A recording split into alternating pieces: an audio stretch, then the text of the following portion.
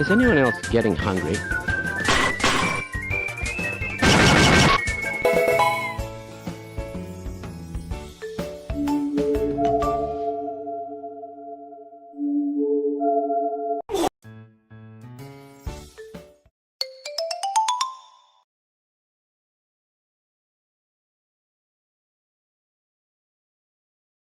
All right, there we go. Now the mic works.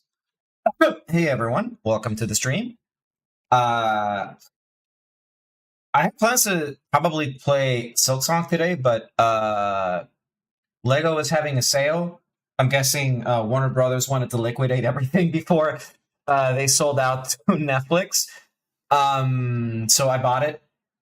It was like I bought Lego Star Wars and Lego Lord of the Rings, which is the one that we're playing today. I do remember playing a lot of Lego Star Wars, but I've never played Lego Lord of the Rings, and people say, "Oh, you should play this one instead." So I'm gonna go for that one. But once I beat this one, I definitely want to play Lego Star Wars. Hope everyone's doing all right. Hope everyone's having a chill Sunday. It's not gonna be a terribly long stream. I'm looking at maybe 2 hours, 2.5 hours, or something like that. No, not the Skywalker saga. The original one. It's like the complete saga, I think it is. The one that does not have the voice acting. Play Shrek Party again. I will play Shrek Party if I can have it set up with multiplayer, torture some people, or I would do it for charity. Just play that game in hard mode until I beat it. Or something like that, and just raise money for charity or something. I don't know.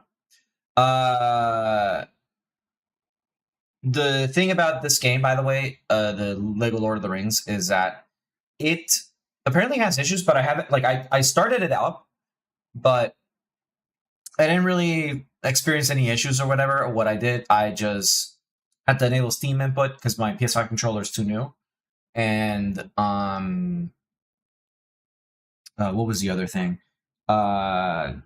Just change the settings, the refresh settings, and make it borderless window. That's kind of it. I'm hoping I don't get any crashes. If I start getting issues, then I'll probably change the game up. But for now, I think we should be fine. Let me go ahead and get ourselves set up. I don't know if it. Oh, you know what? I didn't test if it captured. That's the one thing I will say I didn't test. I didn't test if it was capturing. But look, I managed to capture Lemonade Tycoon, so I don't see this being an issue. So make borderless. Okay. Let me make sure that I can capture this. Because as far as I know, it doesn't. Okay.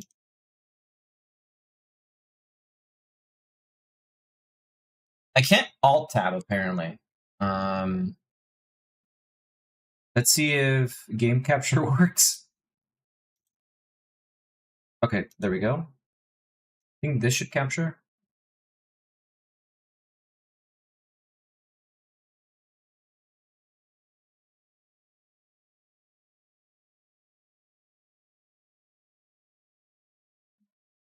Oh, there we go. Okay. All right. This game is also, I believe, it's going to be a somewhat of a copyright nightmare. So if the VOD doesn't show up, it's probably because I can't really do much about it. Let me make sure that the subtitles are on. Okay. Okay. These games, when they were made, obviously they weren't made with like the streamer in mind. They were just made for people to play these in the comfort of their own PCs or home or whatever. I love Lord of the Rings. I'm not a huge, like, I know all the lore or anything. I just love the movies. And I've consumed a lot of just like peripheral stuff of Lord of the Rings. I played the PS2 games too. I wish those, like, or like the GameCube ones or whatever, I wish those were ported to PC. Sadly, the only way you can play those is like emulating them, so that might happen one day. So it's been years since I played a Lego game. I haven't played this one, so this one seems like that to have voice acting. And that's something I'm not very familiar with Lego games. Okay, so this is straight up the movie.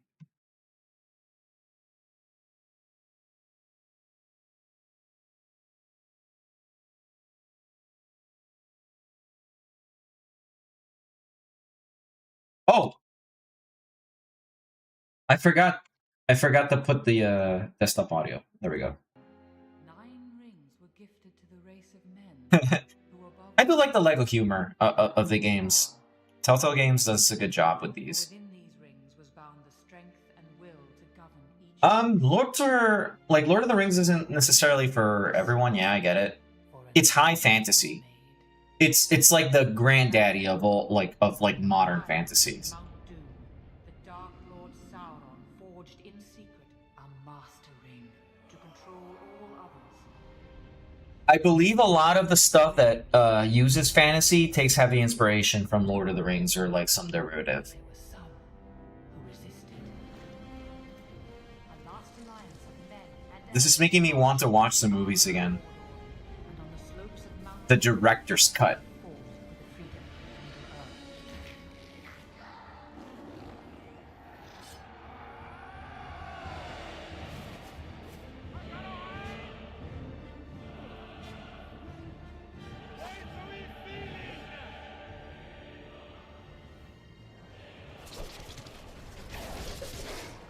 Middle-earth. Oh. Oh. Okay. Oh, nice. Okay. Oh, this plays like the well, not so much the original games that I enjoyed.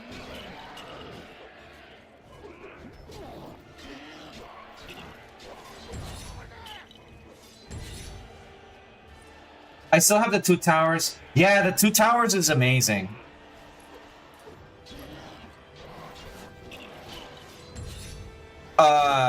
You know which one's really good? Is it Shadows of Mordor? The one that has a nemesis system, right? Which is arguably one of the coolest things ever. Oh.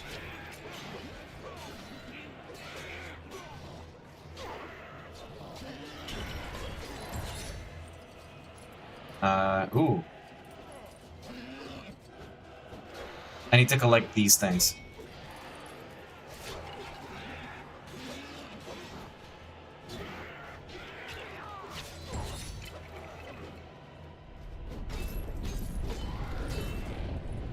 Oh shit. I saw Lotus House. Yeah, I love the music in the movies. You know what sucks is that like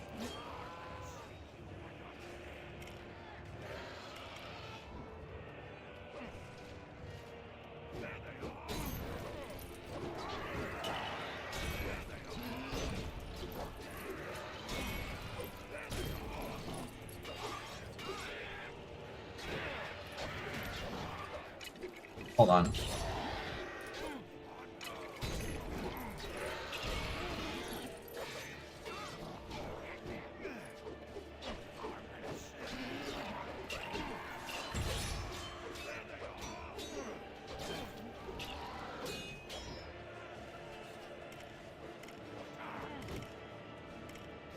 Oh my god, choose him.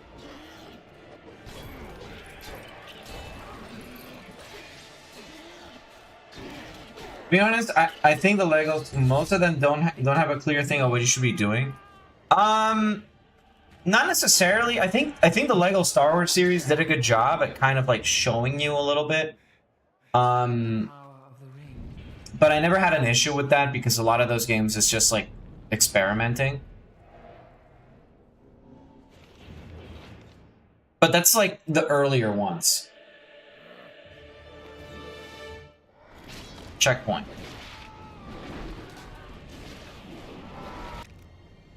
Save and continue.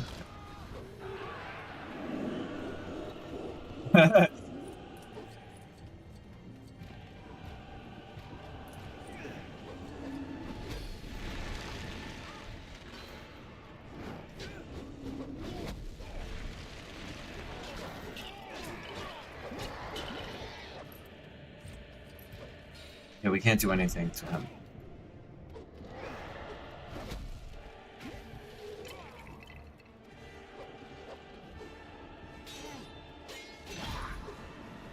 There we go.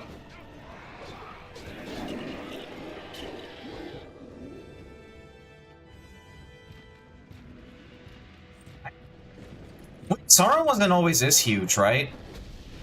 I remember him being like man-sized.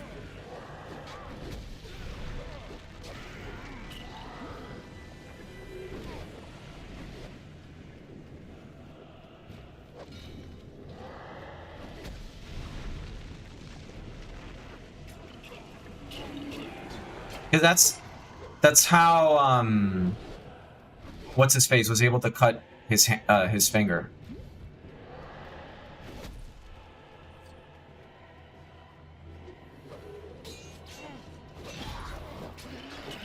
He's towering, but not that towering. I think this is just done for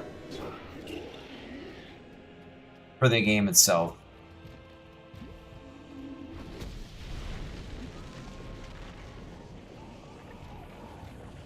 Right now I'm playing the Ace Attorney trilogy again. I've never played an Ace Attorney game. Maybe that's something that I should explore.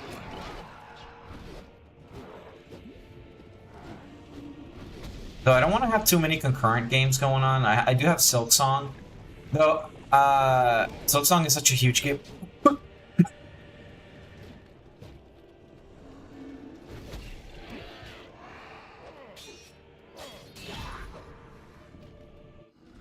Alright, there we go. Game's making it look like you're a hobbit, yeah. Okay, here is the part where, like, supposedly... It was in this moment that Isildur, son of the king... Isildur, yeah, that's the one. Okay.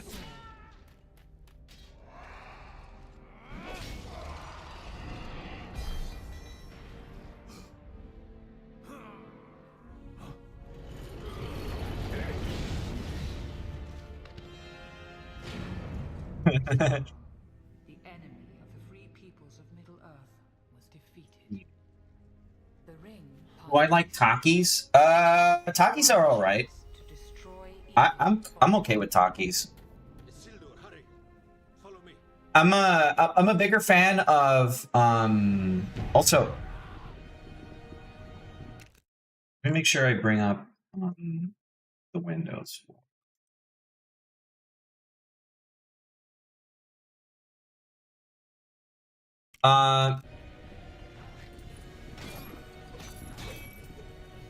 I like Takis.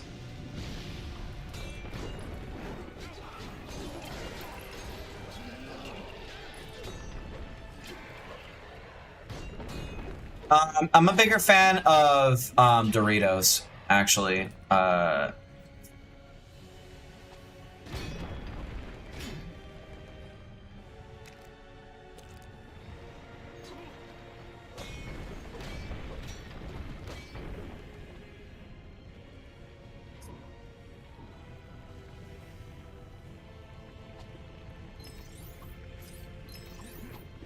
I'm surprised with how, like, popular spicy things are with younger kids nowadays. Like, I've seen a lot of, like, stuff being made with Takis or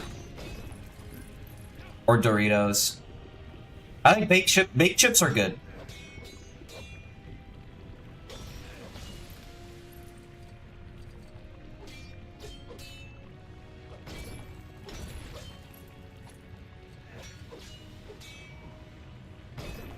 Oh, okay.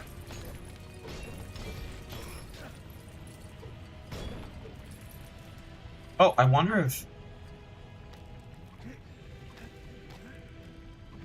I can break that thing over there with this sword.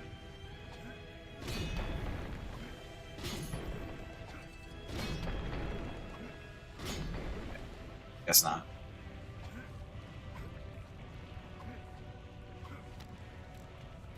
Honestly, with the internet having become more widespread spicy food, I think spicy, like, I don't know, like, I don't remember growing up and, like, kids my age being into spicy food.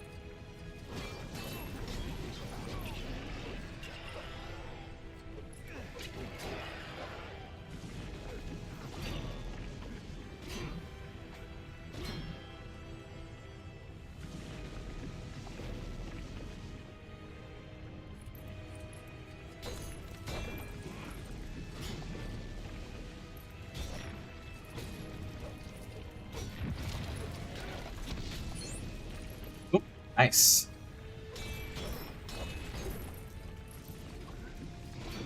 Oh. Oh, he can do a backflip. Nice. It's like, you have to do like the Mario thing almost. Yeah.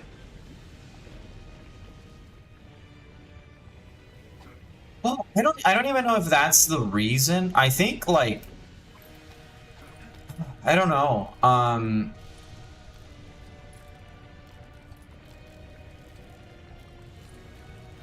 I feel like, well, with with more kids having access to the internet, I would say that you're getting more like. The thing is, like, a lot of spicy foods, especially stuff like Takis or whatever, are very colorful. And I don't know if you guys remember like the huge trend with children's videos on YouTube and stuff, where they're like green things that I cook, and it's like a green, like using all like, you know, everything green, or just using bright colors to make recipes.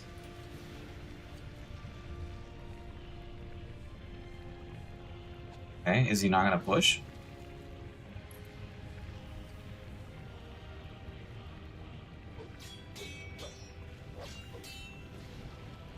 Believe me, I'm pushing.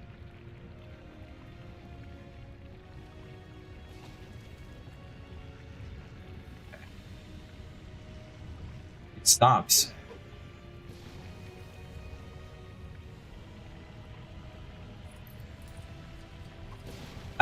I swear to God, I'm pushing.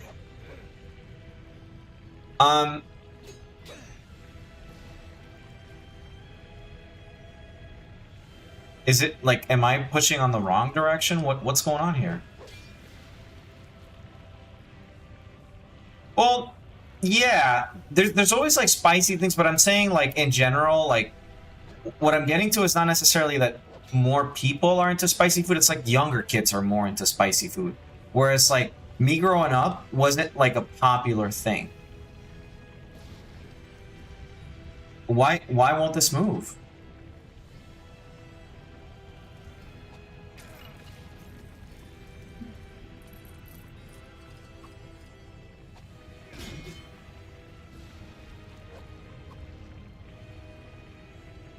Lego tiles. I am trying.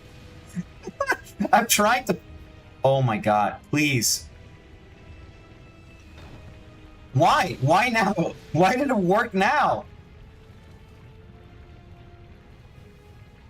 I was pushing. I was pushing it. I was genuinely pushing it. I guess I wasn't pushing in the right spot.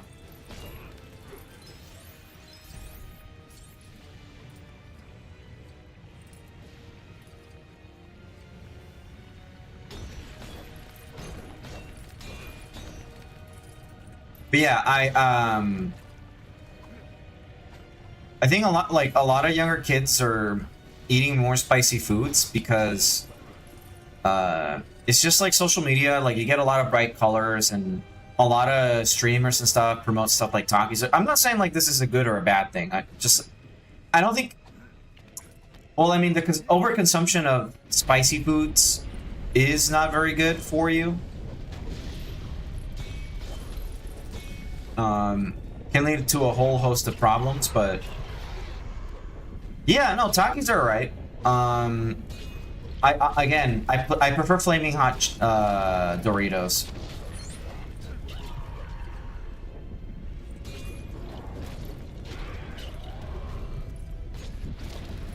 You get more Doritos for what you pay too.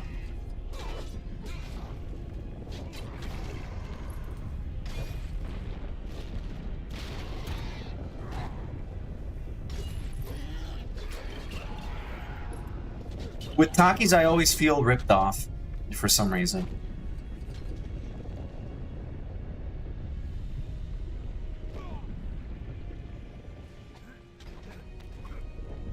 I prefer...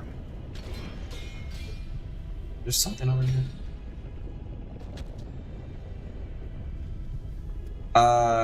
Again, I'm more of a Doritos guy.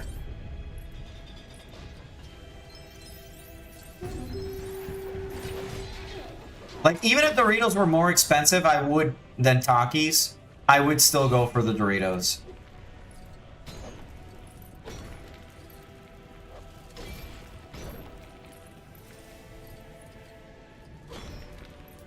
Also, I don't know if you guys can hear the music, it's amazing, but I don't want to increase the volume because I want to lower the chances of being claimed. Here's a meme. No. But the hearts of men are easily corrupted, and the ring of power. I hate that I don't have a ton of options of Doritos here. Like, I get the Flaming Hot, but I don't get, you know, the tons of options that you would get in the States.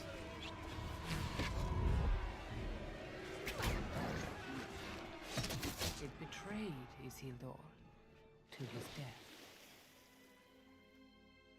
And some things that should not have been forgotten were lost.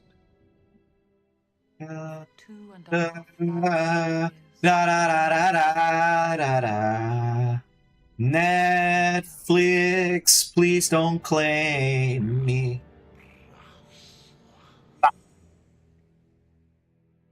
The ring came to the creature Gollum, who took it deep into the tunnels of the Misty Mountains. For 500 years it poisoned his mind. With the Ring of Power? But something What do I do with it? I don't know what to do. What? It was picked up by the most unlikely creature imaginable. What's this? A hobbit, Bilbo Baggins of the Shire. A ring. Can you hear that?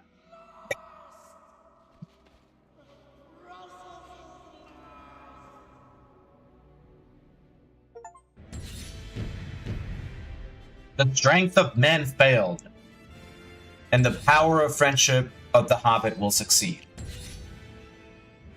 Isildur! New character available to buy. I hope I get Jar Jar.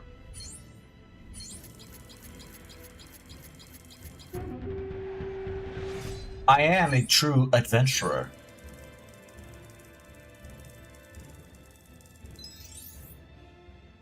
If I were to pick like a franchise that I'm a bigger fan of, hey, I'm sorry, I'm not watching.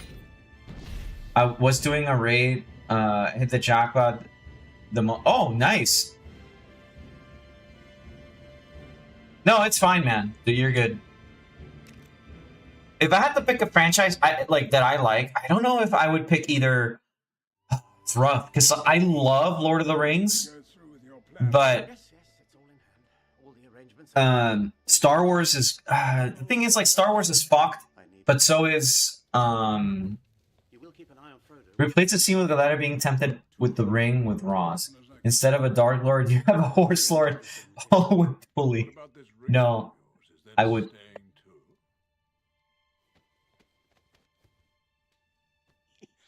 You're right, Gandalf. Fine, keep your secrets. Bilbo, the ring is still in your pocket. Oh man, I am definitely watching Lord of the Rings after this stream.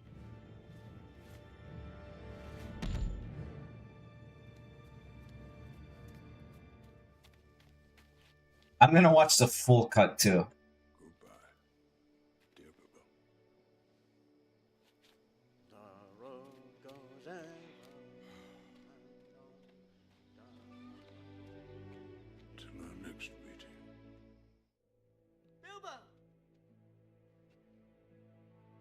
Gandalf? You know what? I should probably buy the audiobooks. He's gone to stay with the elves. One ring to rule them all. One ring to find them. One ring to bring them all.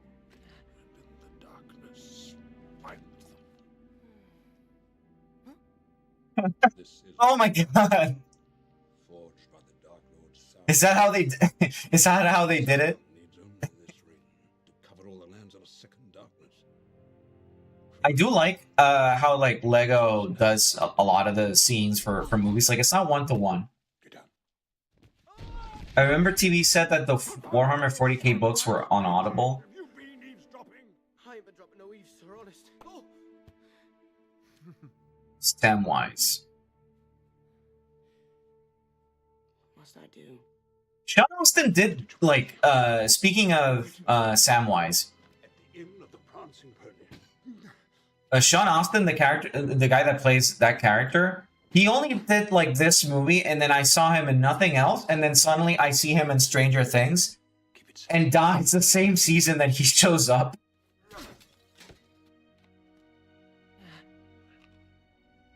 And he's very likable in Stranger. Like I like Sean Austin as an actor. He's very affable.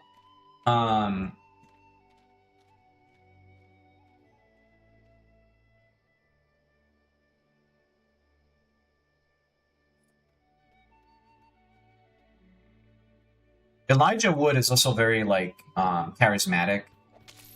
Have you guys seen like the what's it called? The Elijah Wood during the pandemic, Elijah Wood was playing a lot of Animal Crossing. I don't know if you guys ever saw the there's like an interview of him, like of people like him talking about it, and it was very funny.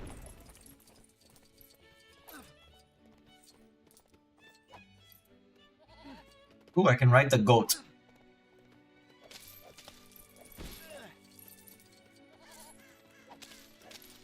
My parents used to get Elijah Wood and Daniel Radcliffe confused.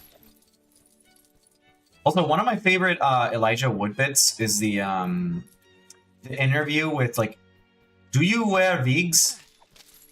And then he just like, he laughs like it's being forced out of him.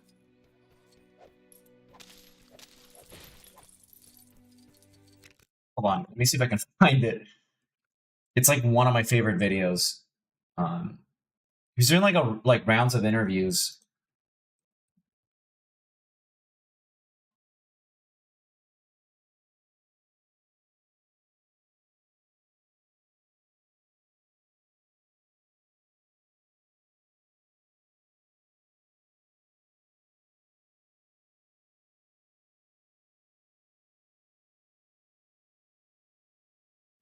In the photo shoots, you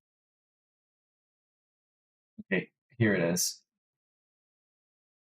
Hold on. It's one of my favorite things.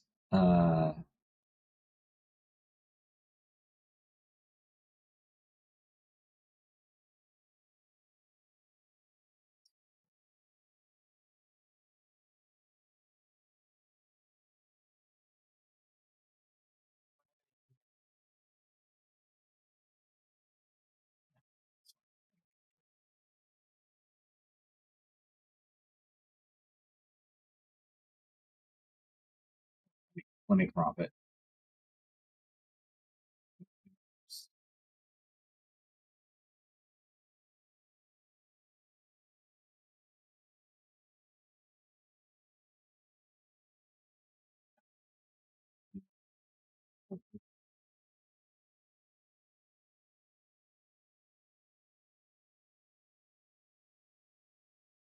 It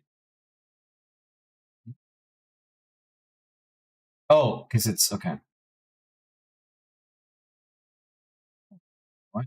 Scroll up, bitch.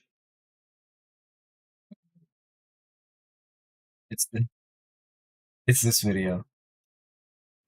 in the photo shoots you do with Vogue magazine and Cosmo. in the photo shoots you do with Vogue magazine and Cosmopolitan and Entertainment Weekly, Time magazine, your hair changes dramatically from short to long. Do you wear wigs? No, I do not. Have you worn wigs? No, I have not. Will you wear wigs? Maybe. When will you wear wigs?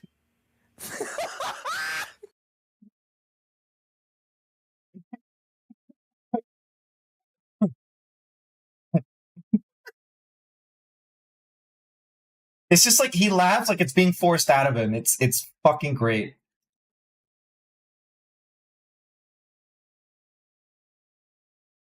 Having a bottle of goo might be set of horses. Yeah, kinda.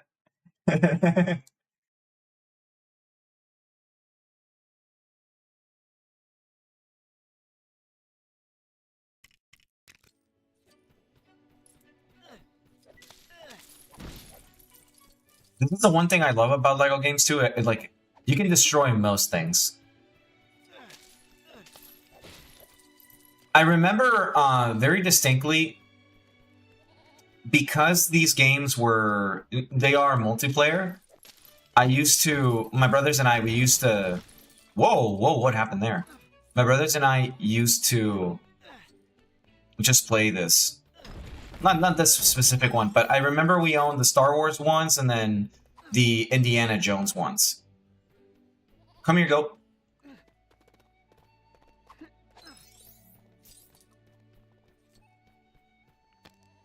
Oh, okay. So there's like a thing you can grab onto. Let's go.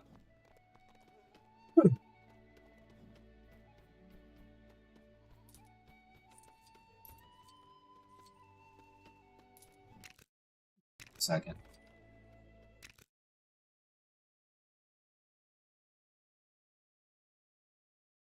Yeah, I miss a co-op.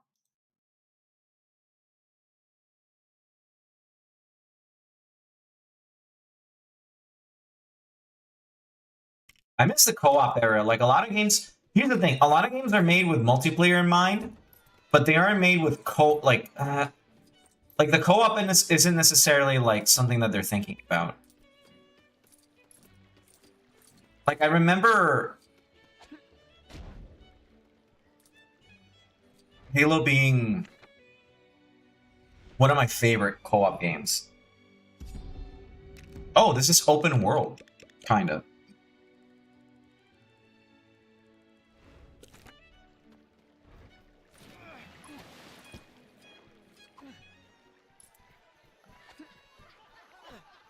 And destroy this table? Ooh, yeah. Destroy everything. Oh, shit.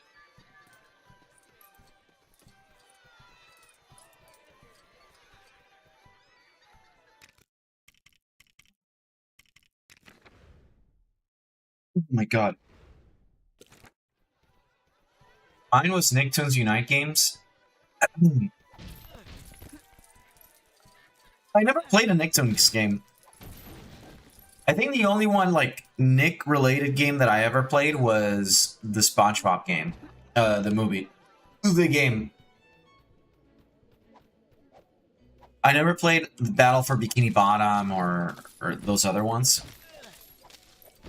I did play a lot of the plug-and-play games for SpongeBob, which, obviously, those suck. Oh, shit. I have hiccups now. Why do I have hiccups?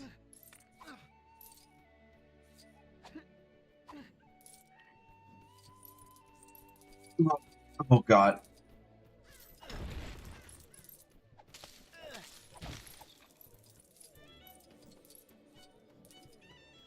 I'm trying to think of, like, other games that my brothers and I used to play. Oh, the Shrek game. The Gauntlet one. What is it? The one that I played on stream? What is it? Shrek Slam or whatever? Shrek Super Slam. I'm sorry.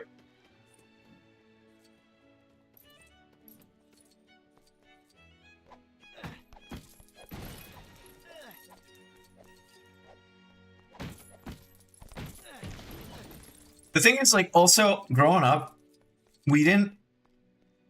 Ooh, oh boy! All right, this is gonna be a fun stream. A lot of the games that we used to buy, if they weren't for mobile games, or like not mobile games, they weren't for like Game Boy or whatever. They were usually co-op.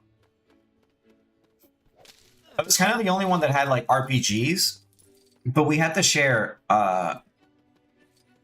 our gaming systems because we were only allowed to play video games on weekends. So whenever we could play, we would play together. Usually. So my brother and I, we used to play a lot of Halo 3 campaign. Though I don't have a ton of memories of like playing too many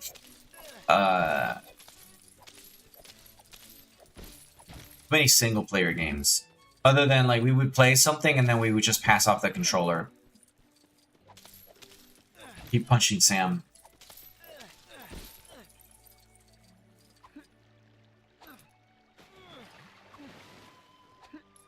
Crap.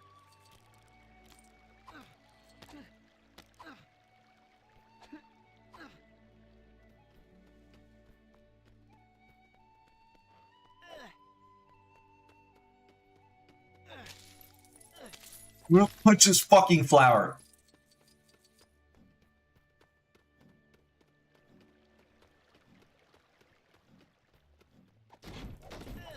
I'm surprised at how many like destructible things this map has. I'm guessing I need someone to shoot.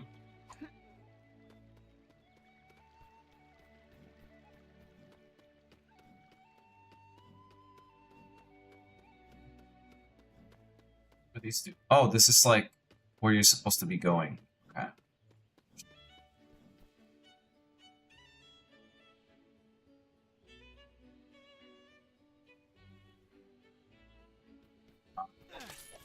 Okay, I guess we can move forward. Farmer maggots. Oh, okay, that's what it says.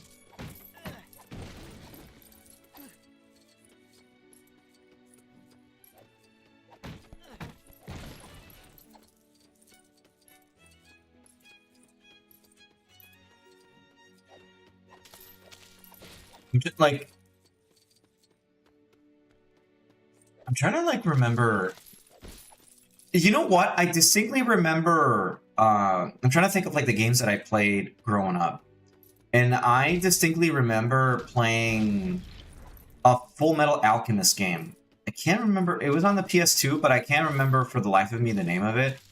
But I remember that my parents started getting into the like the health craze, and they were buying this like black bread. Oh shit! I'm sorry. They bought the, I think it was like a pumpernickel bread, and we were eating it a lot at home. And I remember getting a cheese sandwich made from it. It wasn't grilled; it was toasted. It was early in the morning, and like it was a Saturday, and I would wake up, get a cheese sandwich, and sit around and play. And I remember playing that game specifically. No, it wasn't the side scroller one. It was a beat 'em up, but it was a side scroller. It was 3D moving forward kind of deal.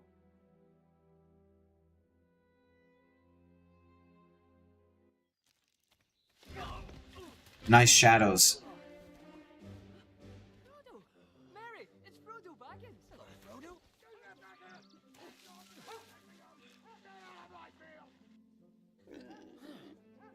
It's a pig.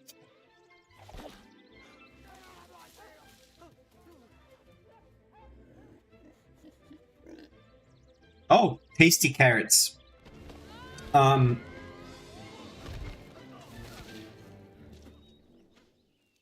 that was close.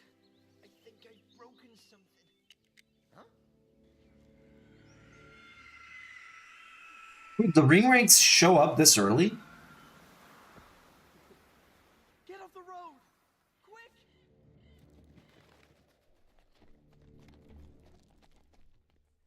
I guess this is like an abridged version of the movies. Also, like, speaking of, like, movies, I'm still thinking about that Netflix deal with Warner Brothers. I'm, like, just super shocked that it's gone through.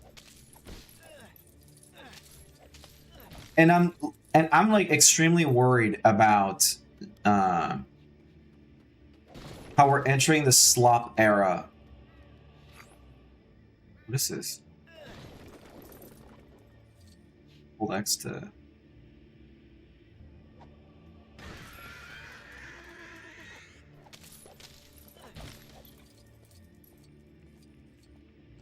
Yeah, that's what I was thinking of. That they, like, it's after a bit, they travel a bit. Because I was like, wait, it's not immediate, but this game is going a little quick.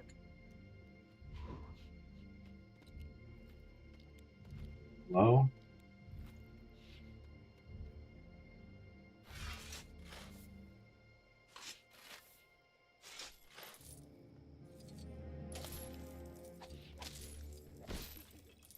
I do like that the characters have, like, their own thing.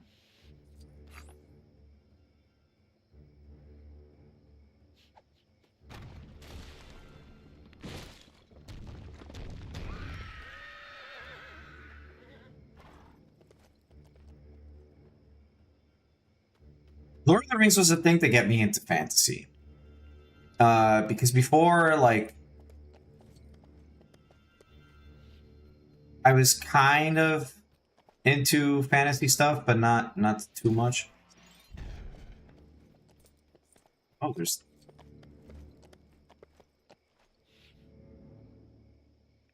Is there anything over here?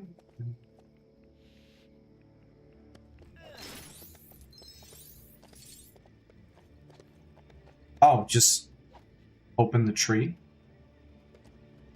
Shit.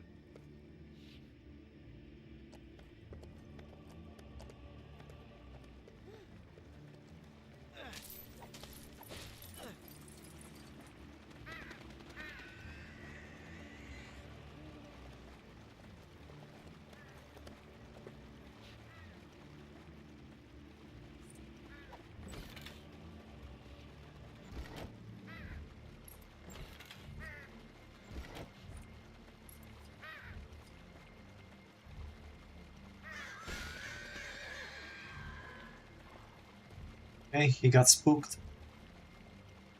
Is there something over here? Or do I jump down? No, I gotta go back down. Okay.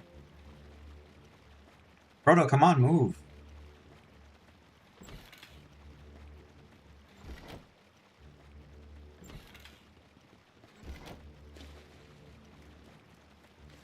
Sam can use his spade to grow plants from certain lidal soil patches. Okay.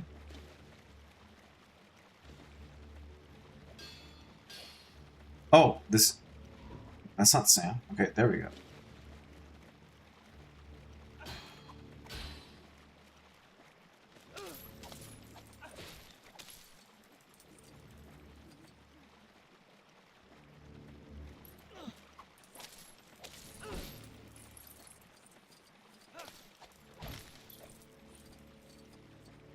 To grow a plant.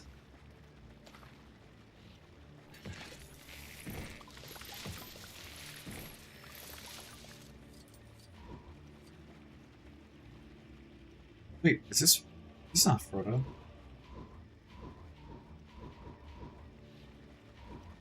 There we go. This is Frodo.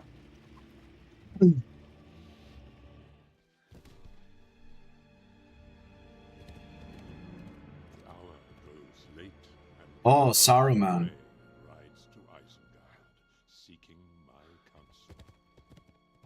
Did Gandalf know Saruman was evil? Or like, did he not know? Does he know? Does he know? So the ring of power has been found. It was in the Shire, under my very nose. Sauron is gathering all evil. No, he doesn't. Okay. You know this? How? I have seen it. A Palantir is a dangerous tool, Saruman. The hour is later than you think. Sauron's forces are already moving.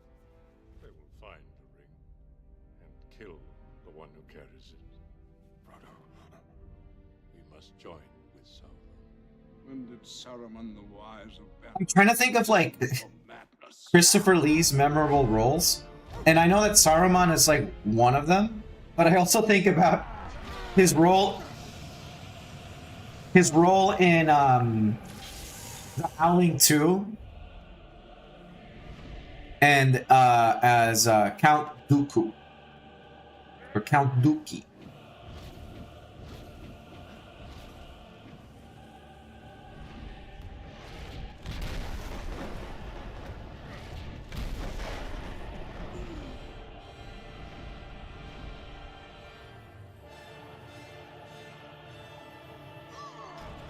Oh, okay, you have to... Alright.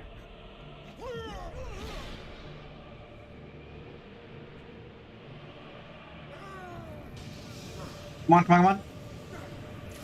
Saruman was always interested in a bit in Sauron's power, but he never thought... Okay.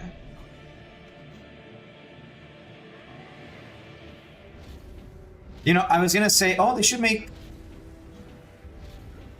like a prequel, but then they did the Rings of Power, and it sucked shit.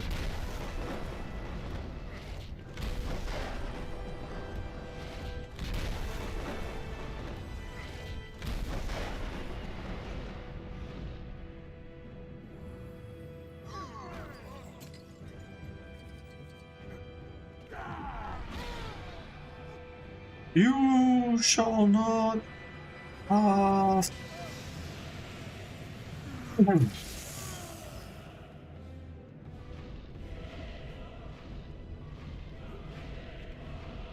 on. A little slow.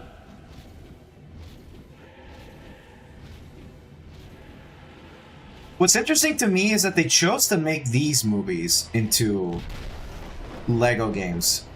I mean, I know it's like a Warner property, but I don't know that there's many kids that would have been like, oh, hell yeah, Lord of the Rings. Like, I mean, I know I would be, but...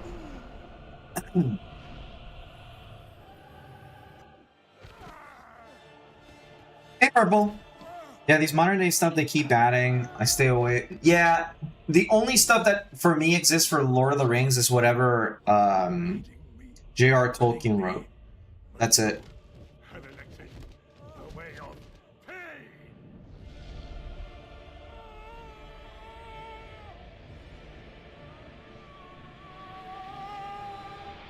You know, this was a better force battle than any of this, the prequel stuff.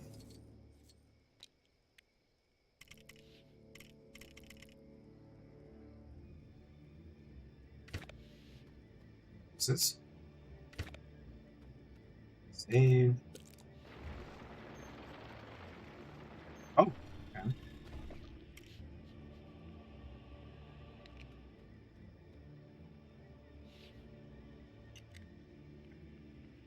I like how you have to place like a checkerboard. All right. Can you wait? Oh, okay. I needed more.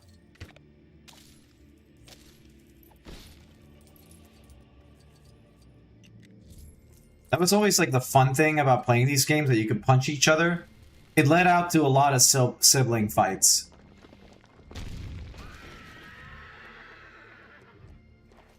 Stop hitting me! You're killing me! No, I'm not. Stop hitting yourself. Stop hitting yourself. My brothers and I, we come up with like very creative ways to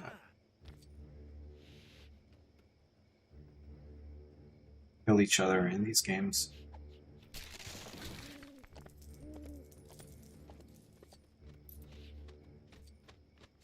Punch the tree.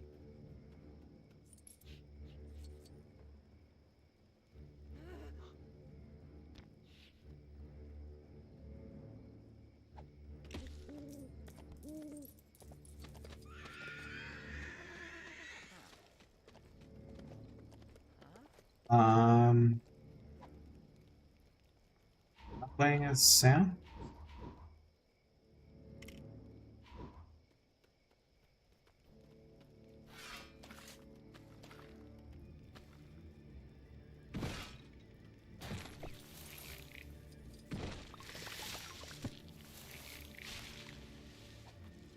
Oh.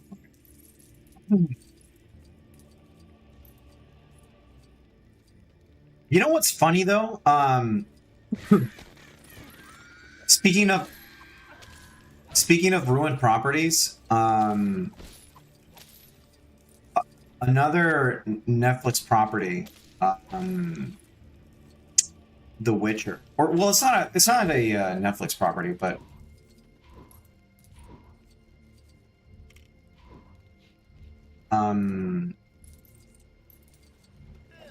I started watching the Witcher show, and I was just like, I don't really like it very much.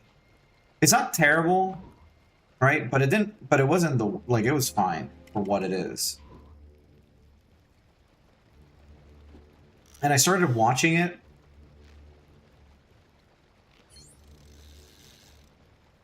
Like a while ago, and it wasn't terrible. It was fine. My mom loves it though, or like she used to love it. But I think it was like season 3 is when like Henry Cavill left, because he was like kind of the only person that was saying we should do this, we should do that. Like, and we know that Henry Cavill is like a certified gamer. But he was like the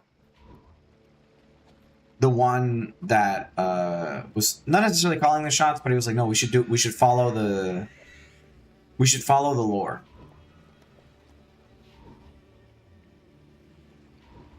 And when they decided that they didn't want to do that, he left, and my mom's like, oh, it got like considerably worse. My mom doesn't really watch cooking shows, or like she doesn't really like watching cookie shows. She likes watching cooking stuff on Instagram for sure.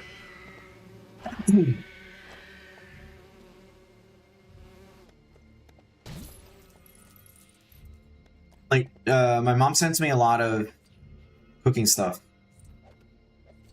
all the time from Instagram.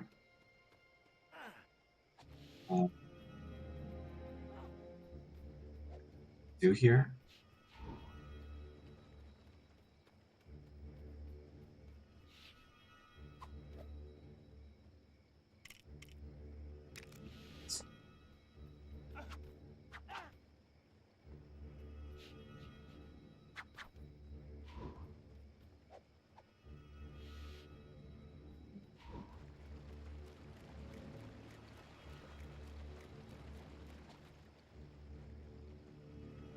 I love trash TV though. I can't blame your mom.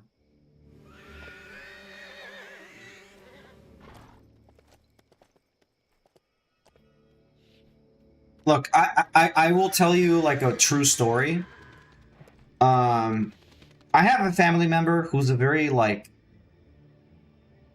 high-ranking manager at a very big company, and I really respect this family member. I love them to bits. They treat me like I'm their son.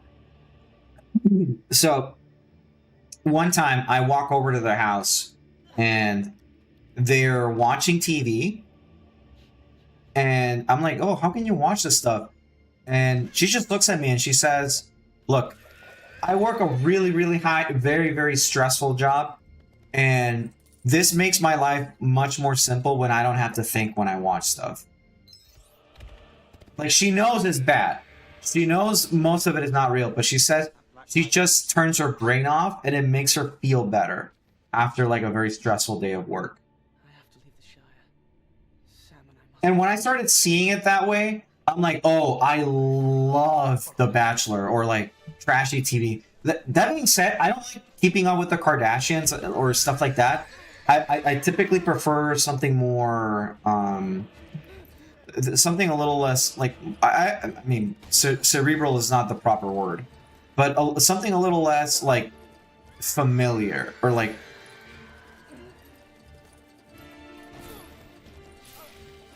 something that's not about trashy families. Like I couldn't watch Jersey Shore, but The Bachelor or like shows like that that are kind of like competition, sure. I haven't kept up with The Bachelor in a while though, so it's been years since I've watched it because I don't watch a ton of TV. It's not like I like turn on TV and like watch it like.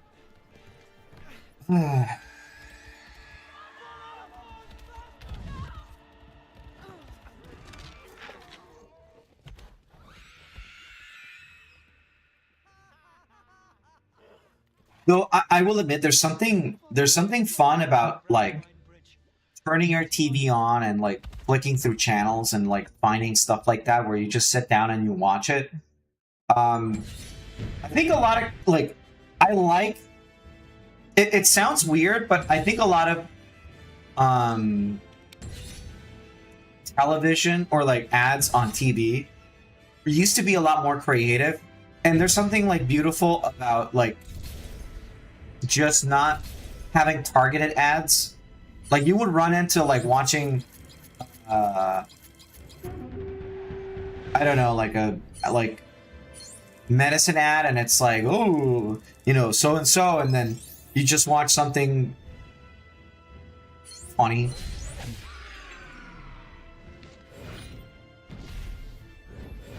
Like I was watching a video that had ads from like the early 2000s, and there was something very interesting and like comforting of just those old ads.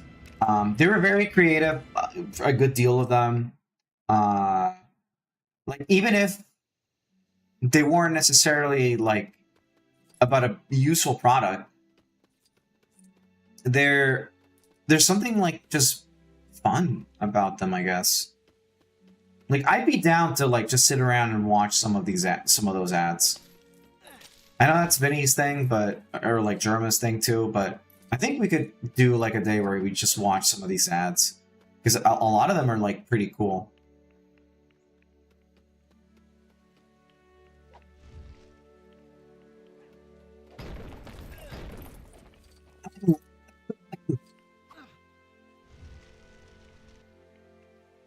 I have a channel that only plays JoJo episodes all day, and that's what I watch these days, or animal documentaries. Okay. Yeah, ads have gotten bad these years. Old ads were iconic, and you still remember. Yeah. That's a thing, though. Like, a lot of ads back in the day, they had to work to get to your attention, right? Like, if you're, like, flicking through the TV or, like, you know, you're watching Saturday morning cartoons and you're like gonna take a break, like, oh, okay, Jackie Chan's not playing anymore. There's like a commercial break. You knew that it was like a 5-minute thing, so you would get up and leave or like just sit around and watch. They have to be entertaining, because if they weren't interesting, people wouldn't really buy your product. Like sometimes you'll watch like an ad for a toy, and all it is like a static like action figure, and really it wasn't really interesting, but you would buy it because the ad would make it interesting. Whoa, look at this, radical, and like you would be like, holy fucking shit, mom, break the fucking bank, I'm buying this action figure.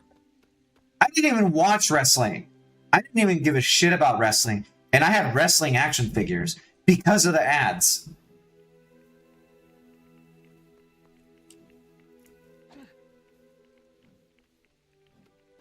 Like, I feel like a lot of kids don't understand the fun of seeing an ad on TV and then going to the toy store and like physically seeing the product that you wanted. Like, you can still go to like a brick and mortar. That's like, I know that's a thing, but most things are like ordered online, or they're catered to you via your phone. But there was something like the waiting period of like getting your parents to get off their ass and take you to the toy store. Or like, yeah, even video games. Like you would see like a video game and you'd be like, Mom, I want that. I mean, I've only got like a handful of video games a year. And even then, it was usually at the mercy of like whatever, like I had to be very specific about the game that I wanted. I had to go to like a catalog and be like, oh, remember catalogs? I had to like circle it on a catalog and be like, I want this. And you had to write it out specifically, like for your birthday. For Christmas, like I would just like, oh, Santa knows, right? But my parents were usually like, oh, Santa knows, but it would be cool if you would mail Santa a letter with the specific video game you would buy. So we would circle the catalogs, or we would cut it out and be like, okay, this is the one. So like, obviously when my parents would go to the store, or like, we would have like family from the States come over, they would say, oh, the name of it is this, specifically like this. This is what they want. Because, and my brother and I, we got, like, my brothers and I, we got very smart about asking for specific games. We would be very specific and learn what the name of the game was. Because, I don't know if I've told this story, but many years ago,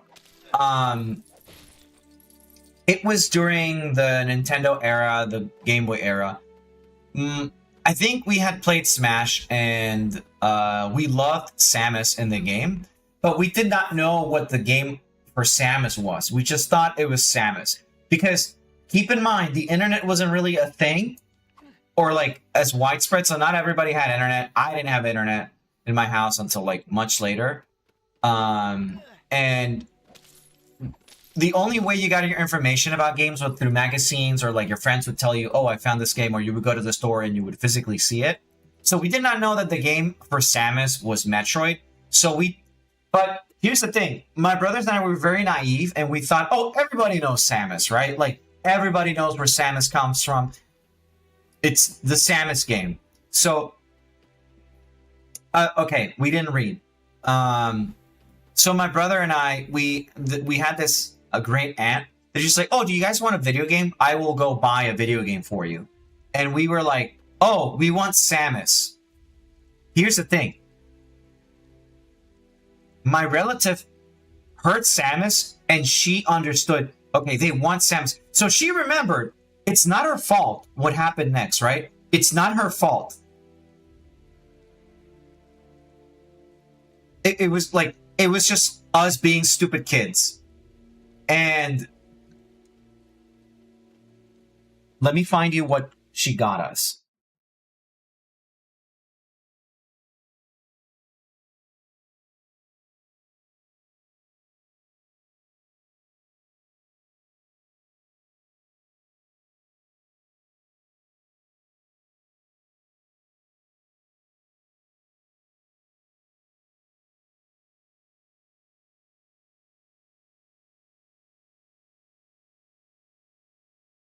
I'm going to show you what she got us.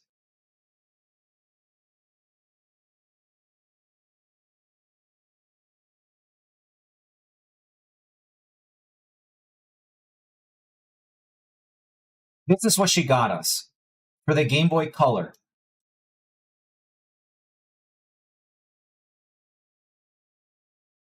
No, the game, I tapped out, so the game is frozen. This is what she got us. So, she knew to ask for Samus. She knew to ask for Samus. However, the guy that worked at... Keep in mind, this fucking game did not sell many copies. So, the stars aligned for not only the toy store in my... like from where I'm at, that did not really have a huge variety, to have a copy of Samus for the Game Boy. This is an Atari game, by the way, originally an Atari game that was ported to the Game Boy Color. So not only did she go, remember that Samus, but that toy store happened to carry Samus for the Game Boy Color. So when my relative showed up with this game, my brother and I laughed really hard, because whoever attended to this like poor old woman,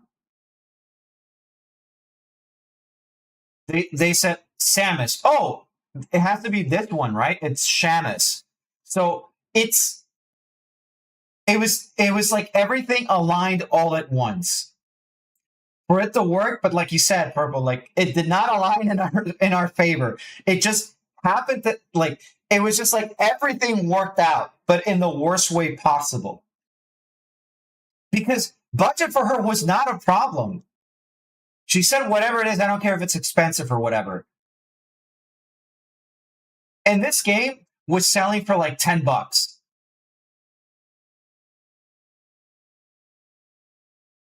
And I have the game. Like, I mean, I bought a copy a couple of years ago because I'm like, I have to own this. And I have a copy of the game, and I played it recently in a Game Boy that I fixed. And the game is like, it's shit. It's a terrible game. But we could have gotten Metroid. But you know what? I think it was supposed to work out that way because this was during the Nintendo 64 era. And there were no Metroid games for the Nintendo 64. Which means that even if the guy was like, whoever like paid attention to this, to my relative, and like, oh, they must be Metroid. We did not have an NES, and my Super Nintendo, I had family members that stole it from me and sold it for a Nintendo 64, which I found out years later ago. So even if I got Super Metroid or just Metroid, I wouldn't have been able to play it. And I know there's a Game Boy, like a Metroid Game Boy game. We wouldn't have been able to, like, I don't know that there were many copies of that sold. It just doesn't, like, it's the funniest story that I tell my brothers, though, like my brothers and I tell each other, because it's so bizarre that she remembered it was Samus, but that not only is she knew that it was Samus, but that a game called Shamus exists, which is a port of an Atari game or like whatever PC console that existed. And it happened to be at the same store that this relative went to buy. And they had like one copy of it for whatever reason. Also, good night, Meteor. But yeah, that's my story for that.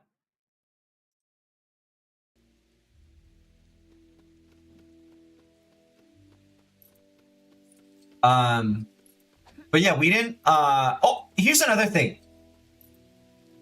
Not a lot of people talk about this because we talk about, like nostalgic ads or whatever, but we didn't really have very many interesting ads going on here, growing up, at least locally. There were the ads that I know, I would see ads through like Kids WB or something like that. Like we would have some specific channels that were American. So it's very interesting to see stuff that you couldn't really buy here locally, but viewing American ads through the lens of a like someone that does not live in the United States. It's like a very interesting paradigm. Like I don't know what the word would be, or like, but it's a very interesting way to like I have more nostalgia than most people have for like these kinds of ads, because I would view them as like a foreigner, like someone that just doesn't live in the States, and I would see these ads and they were very interesting, and they're like, oh, I really want these things. So whenever we would go to the States to visit my family or hang out for Christmas, it was like a very like fun thing to go to the store to like finally see like this the one thing that you've been like having your eye on for months on end. Because I would wait for summer. I would save up money and then I would go to like GameStop or I would go to Toys R Us and then buy these things like that, like the one thing that I wanted. Like I mean, I can't point to a specific thing, but I do remember that being like something that we would like, you know, we would go to the store because we're like, oh, I really want this.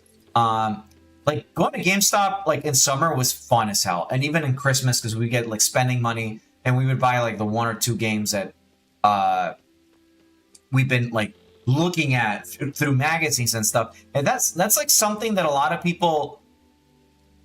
That's something that's like doesn't exist anymore because you can like see all the news all the time, and like you have like, I'm not saying like one is better than the other, but you can see the ads now for games as like a Twitter thing, or like you can keep tabs on the development and whatever. But back then you would only like hear about these games like just through the magazine, and then you would just wait for one day to like the game eventually show up again in another magazine where they would hand out updates, and you'd be like, oh, you know, the game's coming out end of the year, or like most games came out at Christmas usually, that like at least like a lot of the good ones, because that's like the deadline that you had to make.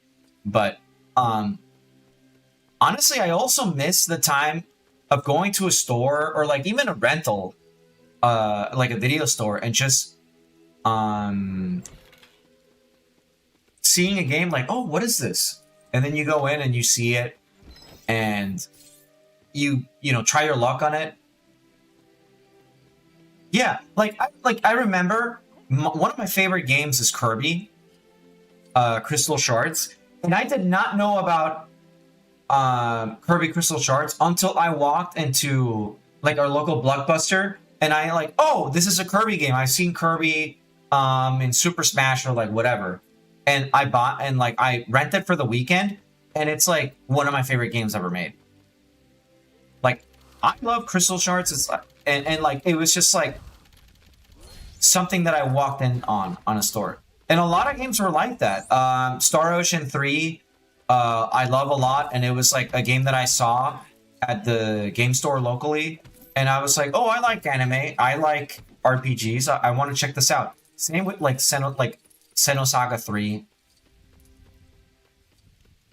Just running into games by happenstance. But yeah, old developer commentary was great.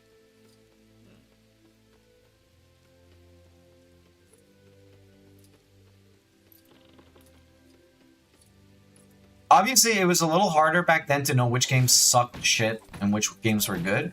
But to be honest, I don't like gaming discords nowadays because like it kind of taints your taste for games or whatever. Like, oh, you can't enjoy this game because of like this and that, or it's bad, or like it's just bad because it's not done this specific way or whatever. But back then, like I would like when you only had like when your family wasn't like necessarily like super rich, or your parents were like good parents and they wouldn't buy you everything that you wanted. Like I only got a few games a year, and you were kind of stuck with the game that you got, and you had to learn about the game. Like if the game seemed interesting to you, and even if it wasn't that particularly good of a game, you would stick with it for the most part. And it wouldn't necessarily be like, oh, this is the best game ever made, but it would, you know, entertain you really well for the weekend, and then, you know, you remember fondly back in it. It's like, it's the old adage of like getting a decent 7 out of 10 or a 6 out of 10 game, and enjoying your weekend out of it.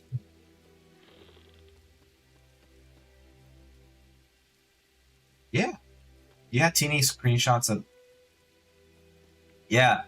Or like word of mouth with a lot of games. Like you would have one friend that would tell you, oh dude, you have to play Super Mario RPG. Or you have to play this game, it's great. Sometimes your friend had shit taste and he would recommend you garbage games.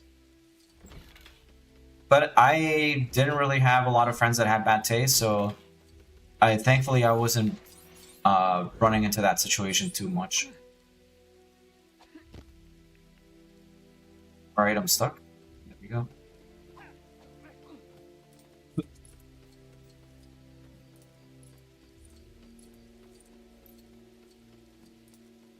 With Final Fantasy, I had an uncle that, or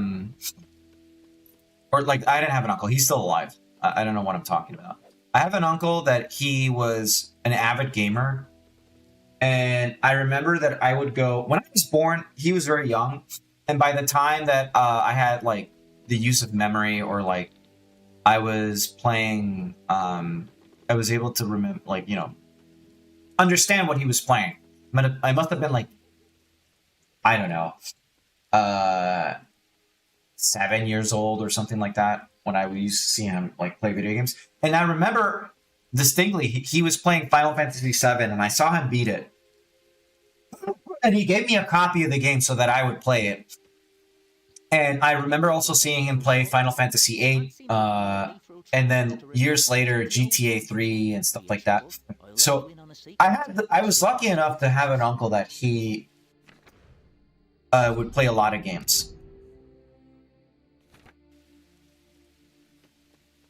What did he say? You look like a helpful sort. Fancy making me a mithril trowel to replace my tatty old one? For your trouble, I'll let you in on a secret to help you seek out other quests. Oh, there's quests in this game.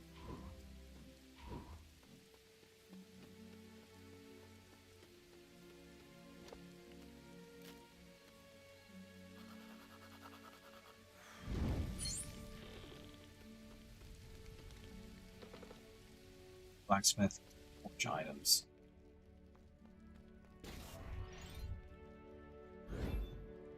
Mithril trowel. Keep Rosso packets. Like the design.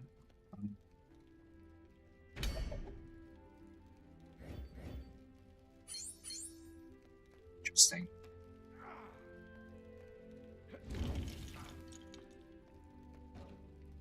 I'm not gonna 100% this game. I'm just gonna complete the main story.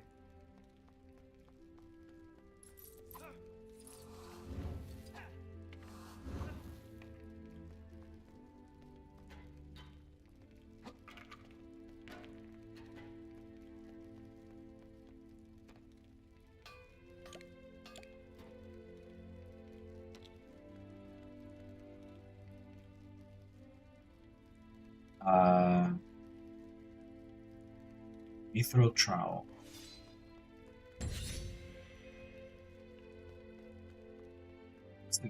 This is a...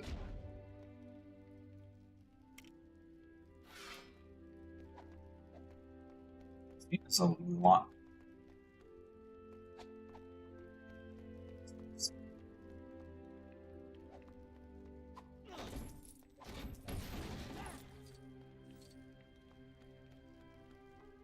How do I leave? How do I leave? Hello?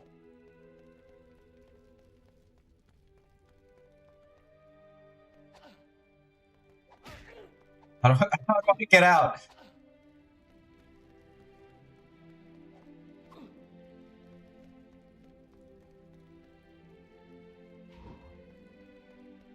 No, I need to get out.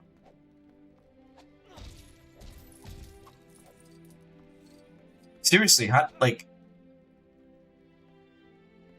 How do I get out? How do I get out?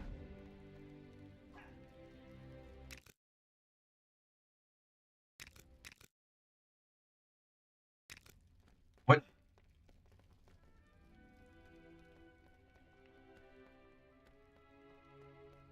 It's pointing there?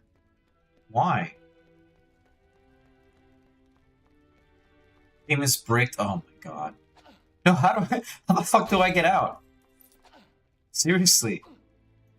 Now it's pointing up there, but...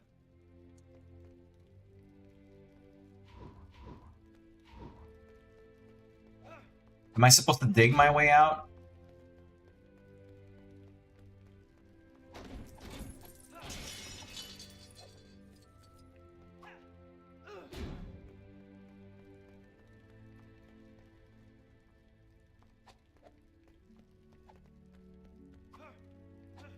No, oh my god. Seriously?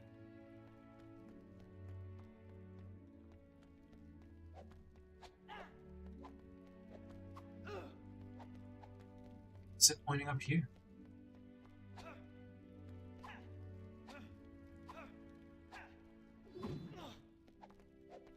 like the door doesn't. Oh, hold on.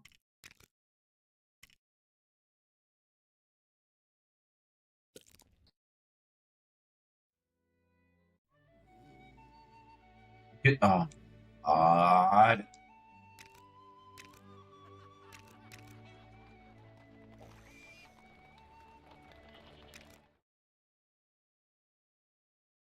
Please don't put me in the smith. Please don't put me in the smith. Oh, okay.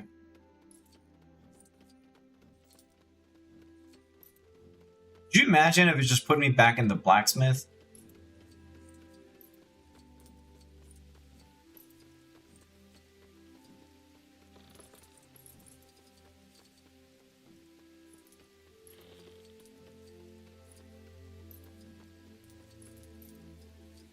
Bless me, thank you.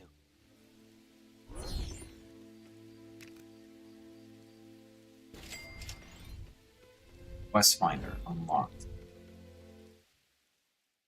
Quick search. Apparently, you actually came across a bug. Saving and restarting is a quick fix. Oh, it's gonna be one of those things, right? Good evening, masters. What can I do for you? We're friends of Gandalf the Grey. Can you tell him we've arrived? Gandalf? I've not seen him for 6 months. What do we do now?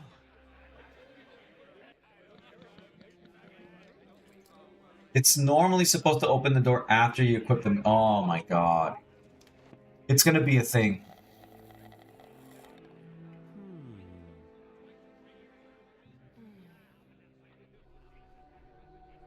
You know, they have the mallow eyes, now that I've noticed. Something for the road. Because the iris is white. And you know, like that, mallow character?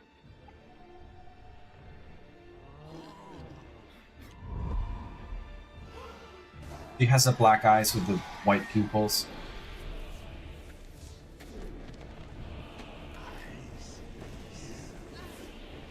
You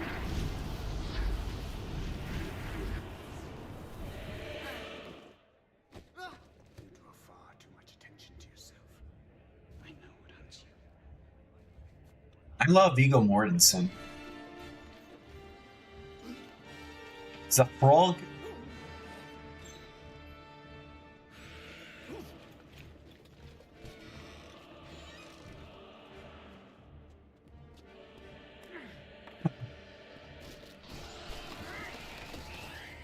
What are they?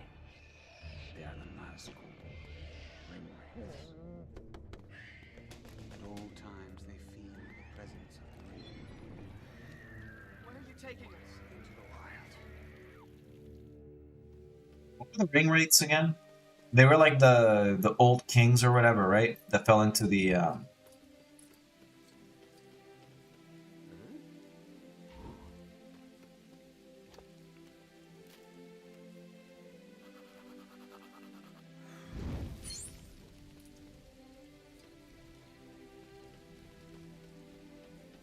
old kings of men, yeah.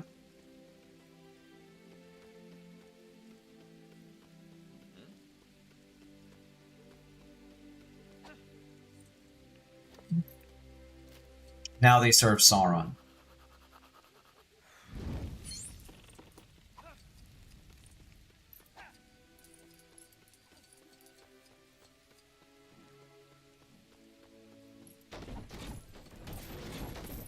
Beat the shit out of this then.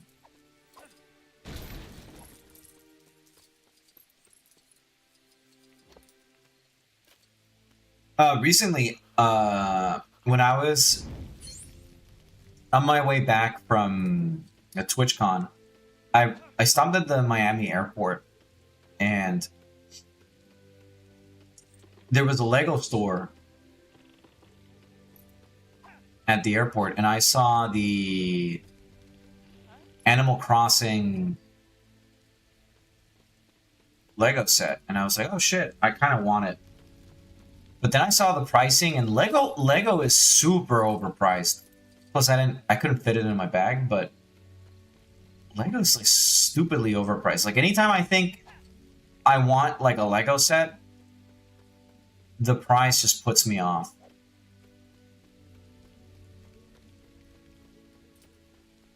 I mean, it was like a really, really neat set. Gandalf is actually wielding a ring of power throughout the story. Oh.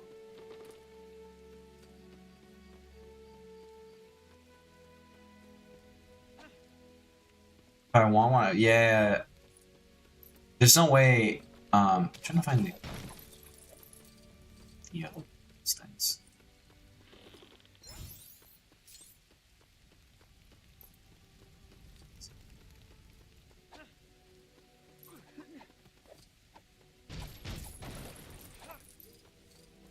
Has to be here somewhere. Oh, that's right, but it's like, is the update only for the Switch 2? Or is it...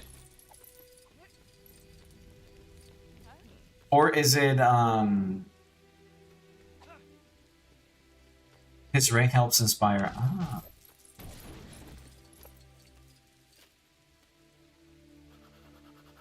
Okay, good. It might inspire me to play it again then. Though at this point I have to start from scratch, I think. I don't remember if my island is fucked or not.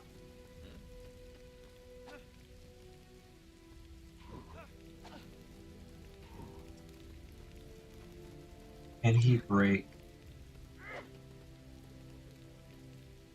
Can't pull on this. Can't jump. Let's see if we can break. What can Aragorn do? Break this? Nope, cannot. This. Nope. Can't break this either. Nope. I think he needs the sword. Like his family member's sword or whatever. Isildur's.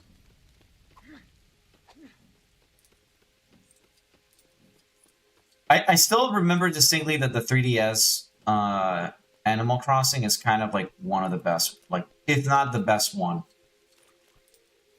Like, remember that scene when he arrives with the army to Helm's Deep? In the book, the light he flashes becomes his wand, his hand, rather than his staff. Oh!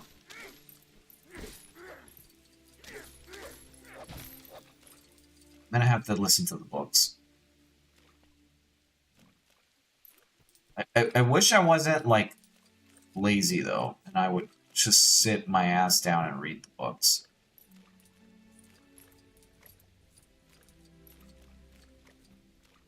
But yeah, I don't know if you guys know this. This might be lost on some of my younger viewers, but Lord of the Rings.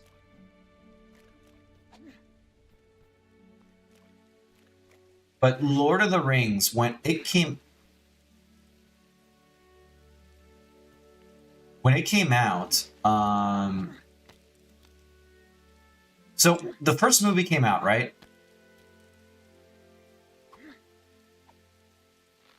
And it was called The Fellowship of the Ring.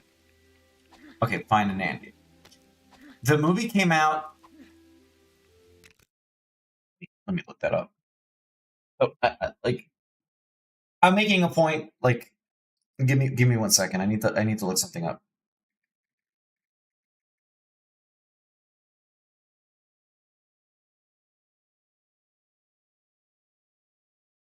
So, the movie came out in 2001. Let me be a little bit more specific.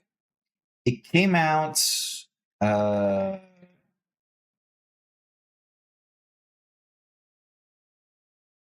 December 10, 2001. So this was post 9/11, right?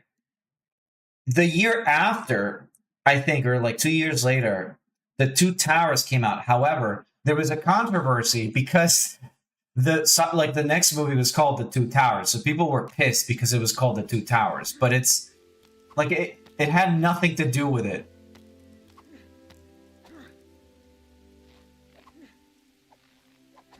But it was like a strange time when like this movie came out. There's a lot of stuff that just was very different after 9/11.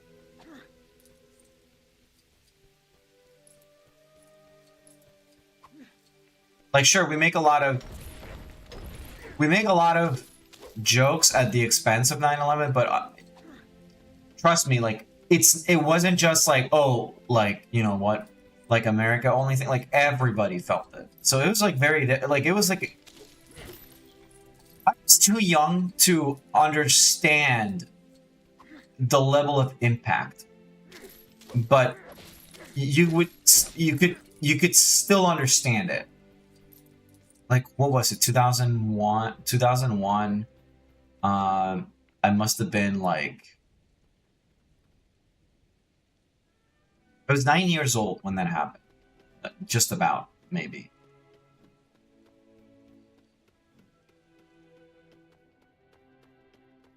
Oh, so this game is open world. Huh. I mean, open world in like a simpler sense, like it's hub based.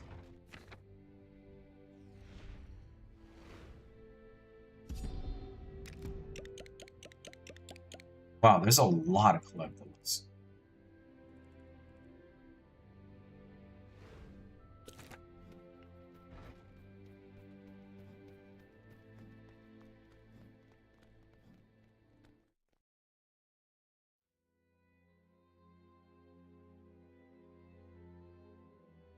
Yeah.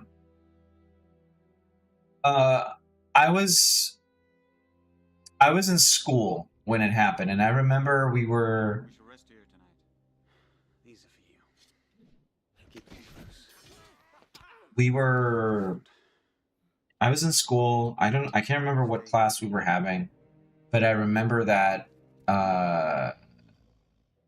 we happened to be watching TV or something for like a class, and then someone's like, "Oh, turn the TV, like, you know, put the channel on or whatever," and like we were just remember like just seeing it, and it's like one of those things where like you don't really get it.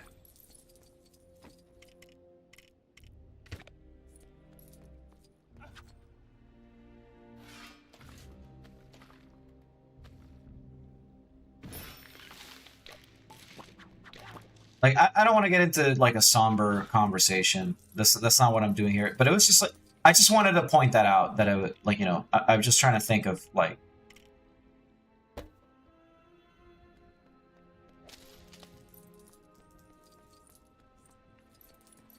it was a silly controversy.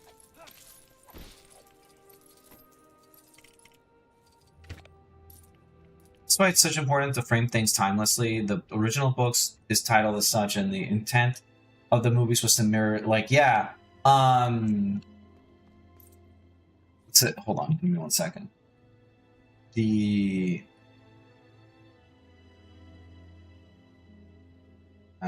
Peter Jackson is like very, very, very like a huge fan of these movies, or like the book, sorry, and it makes sense that he would go out of his way to, you know, title everything the way it was supposed to be, because it's not like he was doing it maliciously. That's just how they were named. He was not gonna go over and like, you know, bend over backwards to like, you know, appease people. It was just like, that's the name of it. That's like, what are you gonna do about it?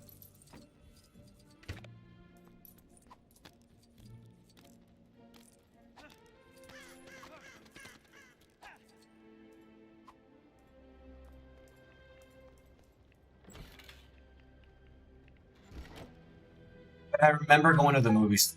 I remember going to the movie theater to see this this one. Because here's the thing. Right now, you absolutely, like, when a movie, like, let's say you want to go watch a movie, right? And, or you're not able to, oh, I can't see it because, you know, of this reason or whatever.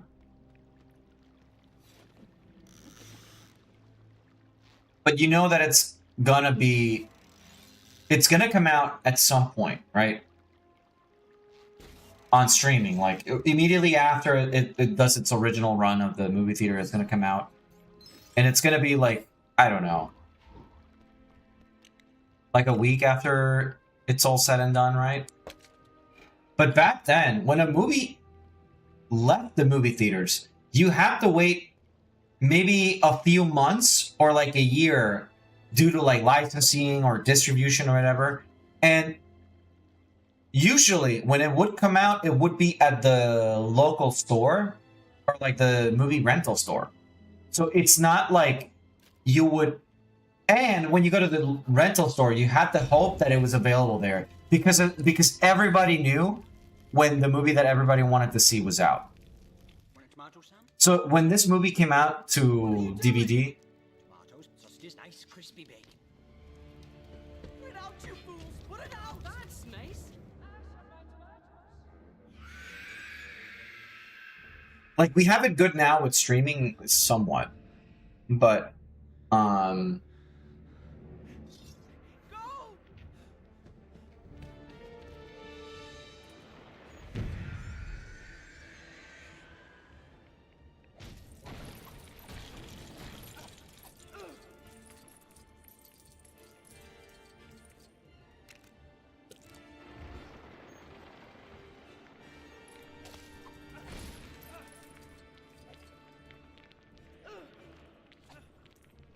I love this song. I'm serious. I'm gonna turn on HBO and just watch Fellowship immediately after the stream.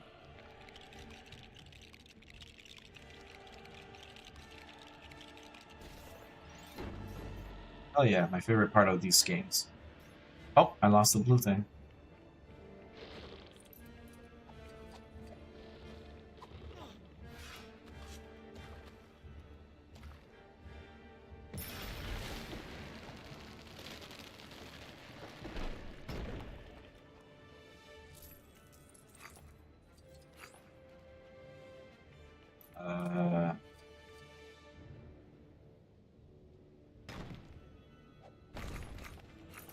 Oh, okay.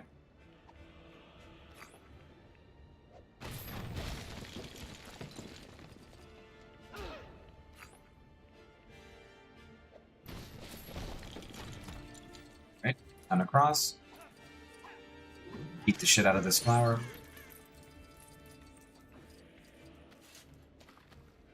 Look, the thing is, like, in this, with that in mind, you tend to appreciate media a little better when you know you have to wait around and stuff.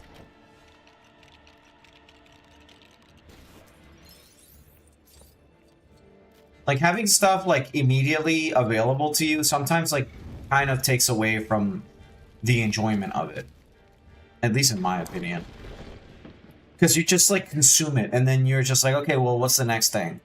But when you're like waiting around for like the new thing to come out, you'll probably like, I don't know, like in terms of video games, for example, like, oh, there's no new Metroid out, I'll just replay these old things, or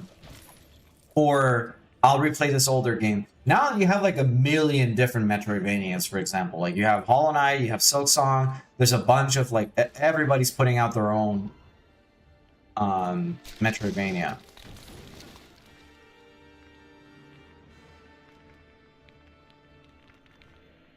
No, I'm not saying like the wait time for it was like glorious or anything. It's just you kind of tend to appreciate things a little differently. Like when it would come out, you're like, oh fuck, yeah, it's everything I wanted.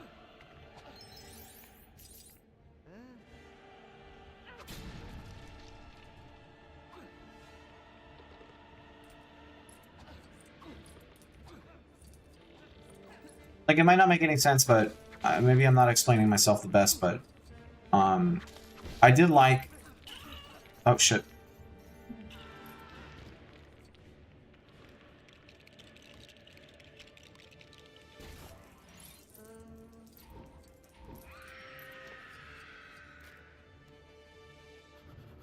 I don't want to say like I like waiting around because it sucked. Sometimes you had nothing to do.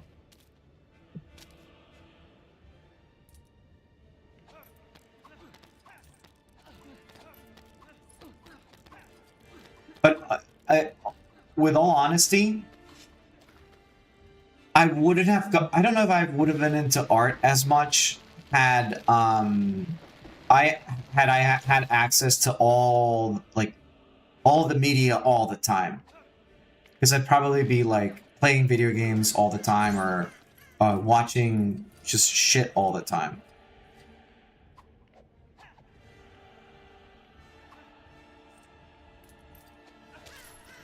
I mean, I say that, but I do love art. I probably would have gotten into art, but I wouldn't have been as committed to it, I guess, is a better way to describe it. Like, I'm glad I was born in the time that I was born. It was like a nice retro era, I guess, if you want to say it. Like a very analog era with a mix of, like, technology. And then you get to grow up, like, experiencing all these new technologies coming out. So you have, like, a better appreciation of things that were before.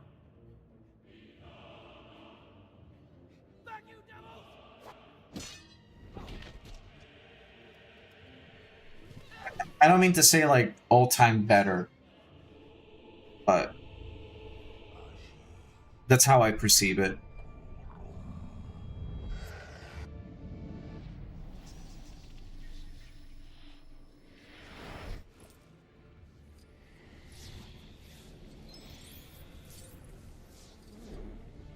Oh, it has to be, okay.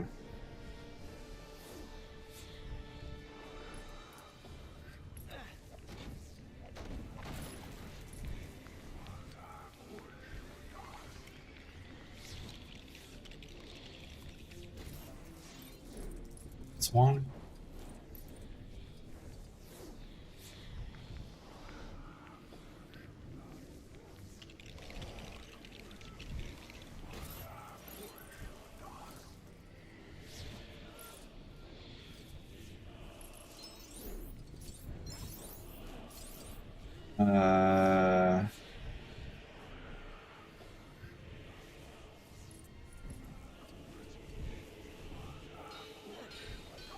Yeah. What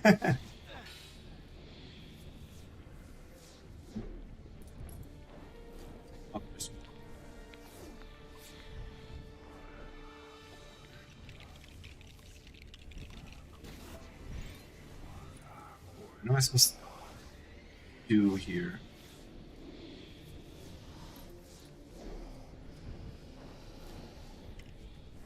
All right, Sam, you need the... Okay.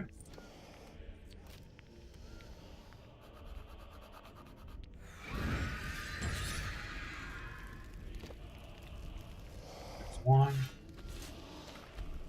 Honestly, I love the level games for sneaking in and concept. Yeah, I do like them for that.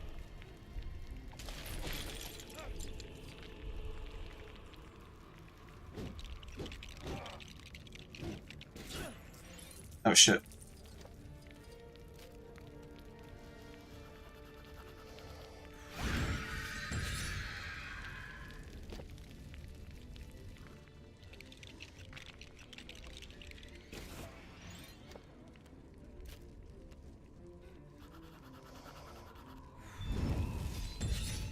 Hamwise big sneeze. Bruno's like useless.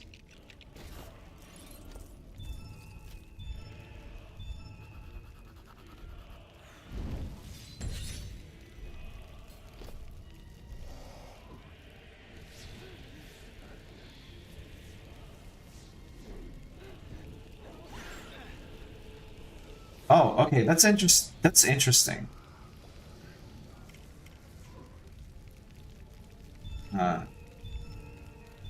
Seriously?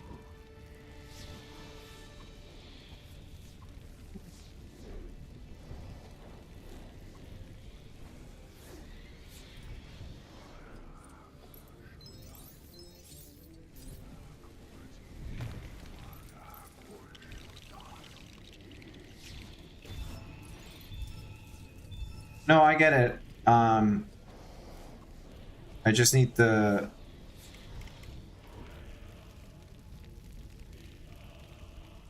He's just like walking around all silly.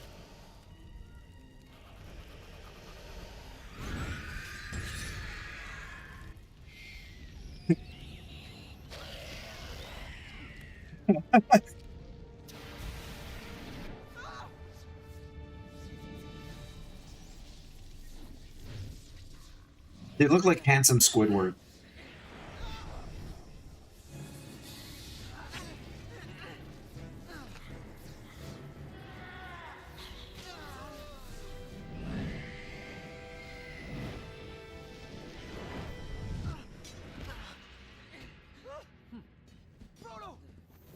Frodo.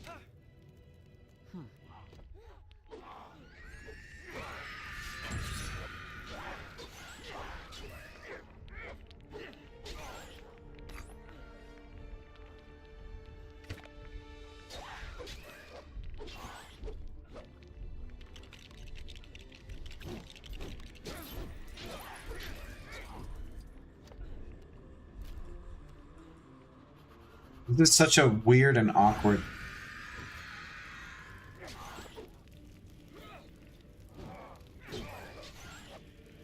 Okay, come on. Oh, okay.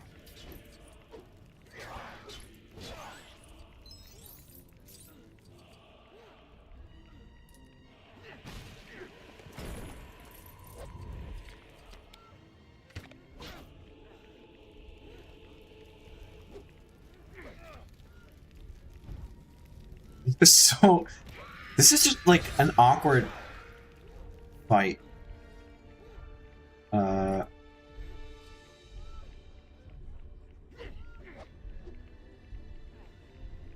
Yeah, I need to find the next one.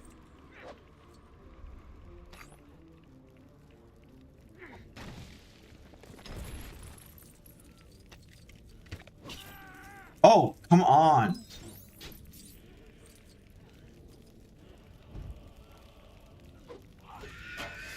Right, that's one.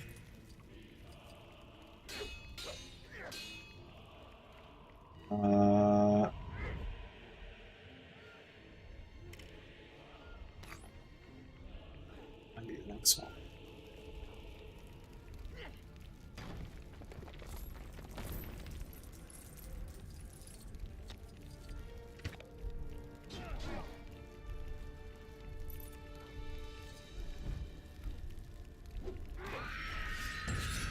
All right, one more.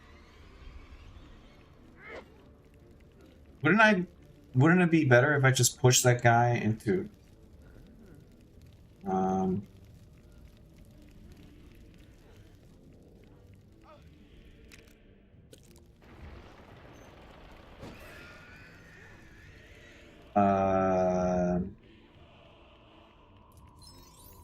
this is so like this is such a like a weird fight. He's just like sulking around.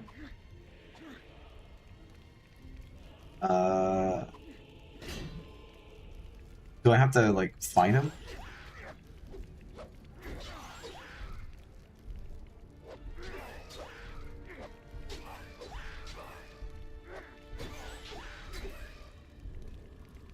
Come at me, bro.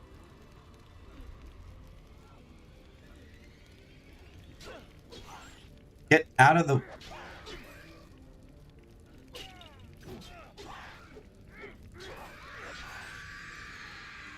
Okay, so I can't just push him. Oh, Sam had one. Okay.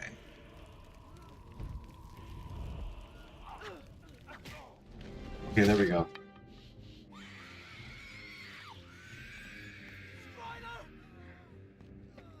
Help him, Strider. He's been stabbed by a mortal blade. This is beyond my skill to heal. He needs elvish medicine. Did you hear that? We're going to Strider! I'm an elf fan. I like elves. Da, ratata, ratata, ratata. Argor.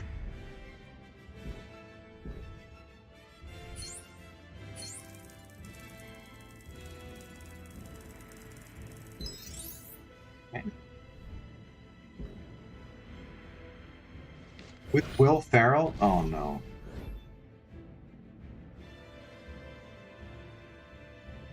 Willem Dafoe. Who is Willem the friend?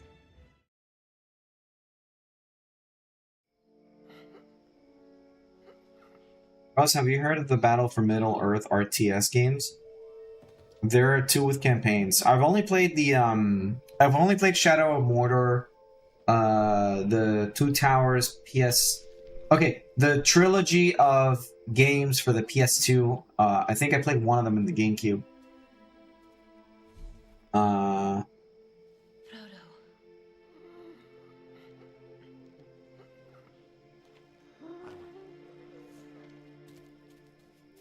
gonna be honest, I'm not a huge fan of Elf, the movie.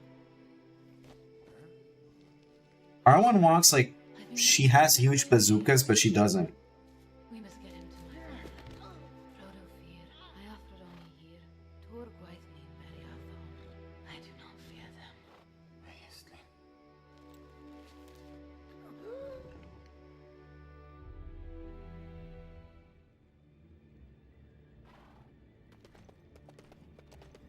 I know Elf is like a classic, but I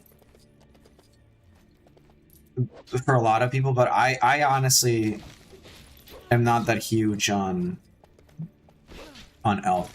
I don't like a ton of Will Ferrell movies. I like him when he's not the main subject. Like in the Lego movie, he was great. He has a few movies where he's like really fun, but I'm honestly not like, not all of his movies are like a hit for me.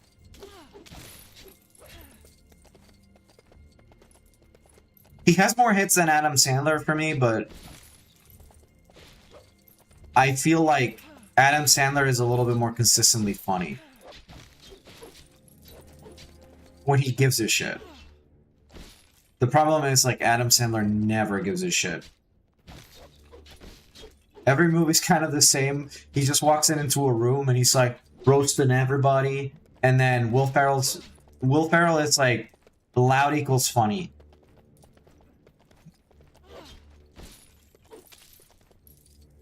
Like Ron Burgundy is funny. I like Ron Burgundy. It's a good movie. The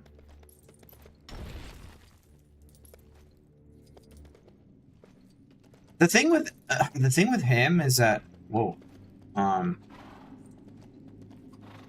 is that, like, when he gets his shit together, he is very funny, and he is a very good actor. If you've never seen Uncut Gems, he is amazing in that movie.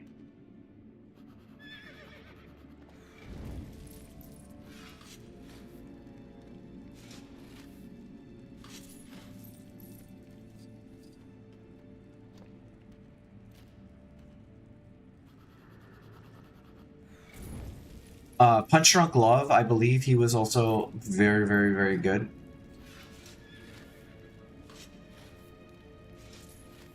But again, Adam Sandler, like, I don't think he actually makes movies, like, at least nowadays, for the art of making movies. He likes making movies, but he likes keeping his friends and family employed. And I think that's why he mostly does it. He does help a lot of people in Hollywood, in general. That is, like, I know, like, he's a good guy, but he's just not, like, just because he's, like, a good guy doesn't mean he's, like, you know, the greatest.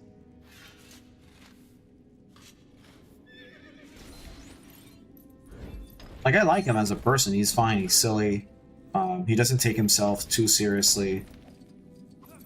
And he likes helping out, but his movies are just, you know, I like Click. I like a lot of Happy Gilmore is funny. I saw Happy Gilmore 2 and I wanted to shoot myself. It was like, I laughed at a few bits, but it wasn't Adam Sandler that made me laugh. Like, I think I laughed because some stuff was just like so unfunny that it came around at it like came around to being funny.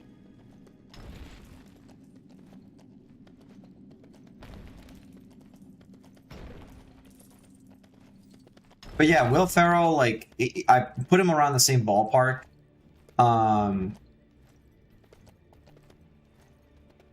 He is very good. Andrew Garfield is amazing. Oh, it's the water horse.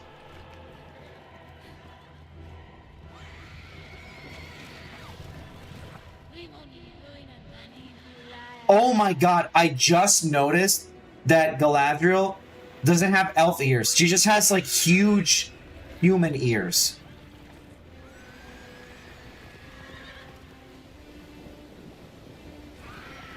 Oh, come on. You could have done better.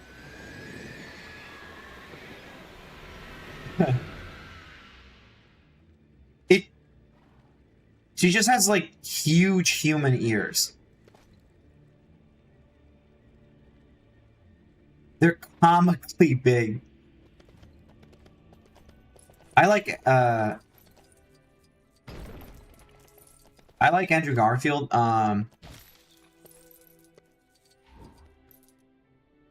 Pippin can use his bucket. Okay.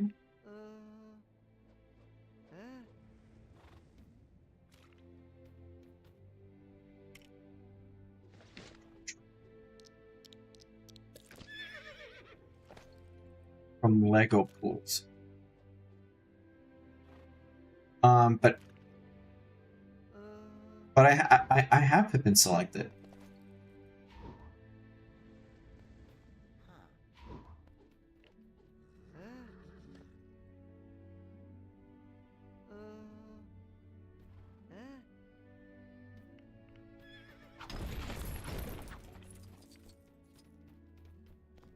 Does he not have a bucket? Is that what it is?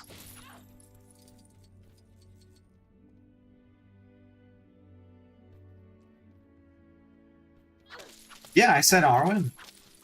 Oh, I said Galadriel. Oh my god, I'm stupid. Okay, yeah, sorry, my mistake. I'm sorry, I'm a fake fan.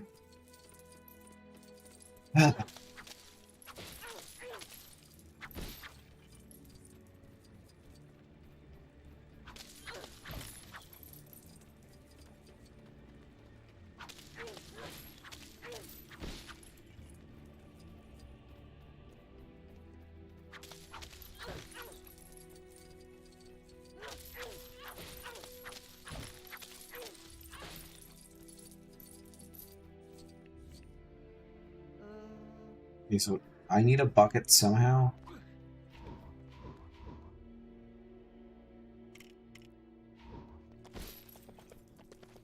Arwen! Let's go, Arwen!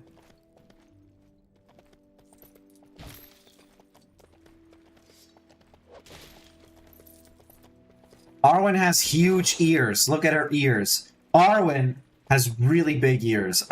Is that how they're depicting elves in this game? Only someone with a bow can cross this river. Okay.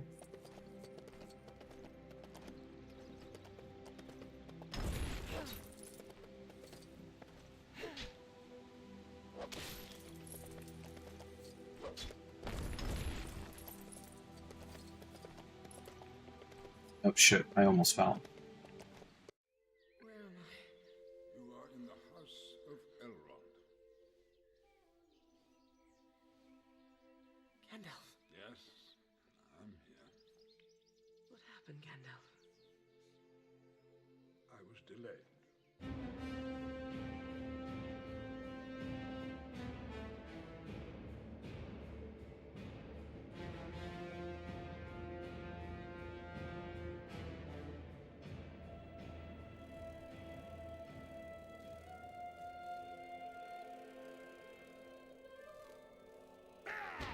There is only one Lord of the Ring.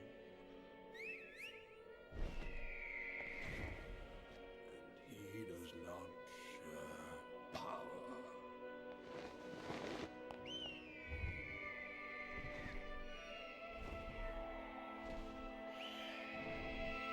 Just make it huge, yeah.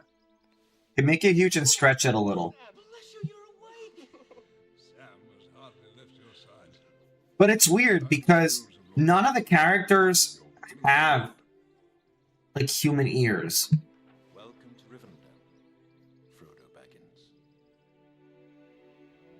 only the elves have like a big fucking ear model.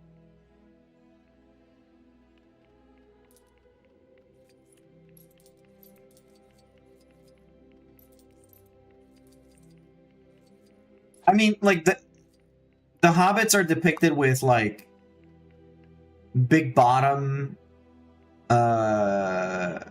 feet pieces, which is fine. It's just a weird choice.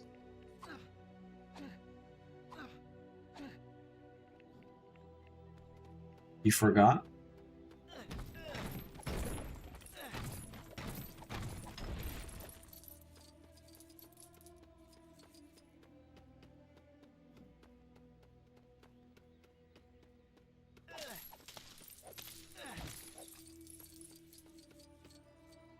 She's half elf. Even her ears are a bit different.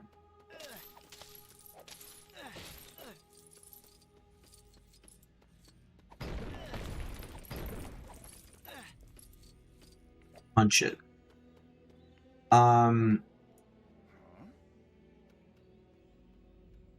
They're still like big and pointy.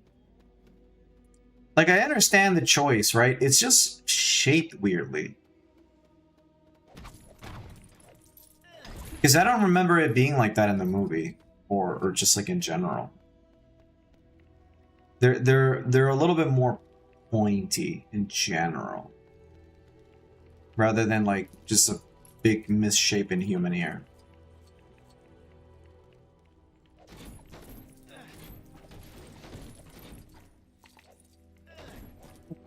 And there.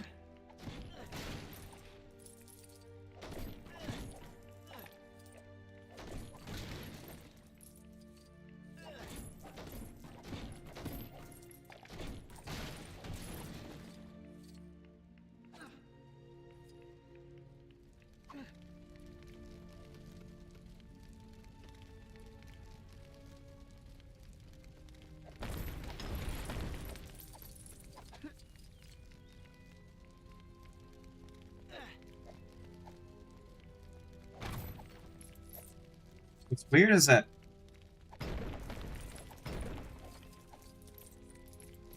hold on a second.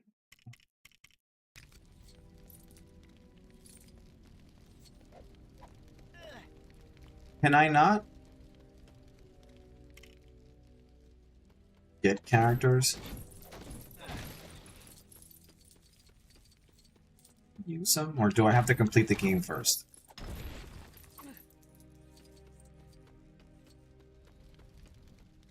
The whole reason why her dad doesn't want Arwen to stay with Aragorn and live through the... Oh, yeah.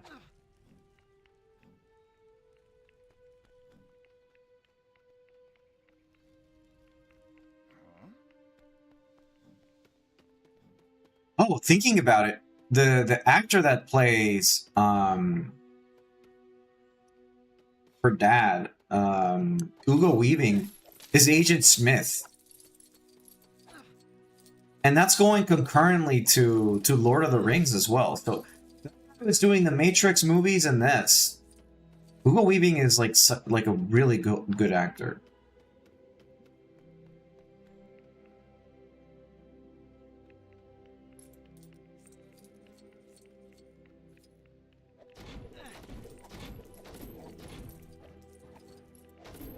Viggo Mortensen, who does Aragorn, I only know him out of this. He also must have liked the roles, because it's not like it's a big commitment to do like 2 big franchises, and not only 2 big franchises, but they're like a trilogy of movies. Buy Bilbo Baggins. No, I'm good.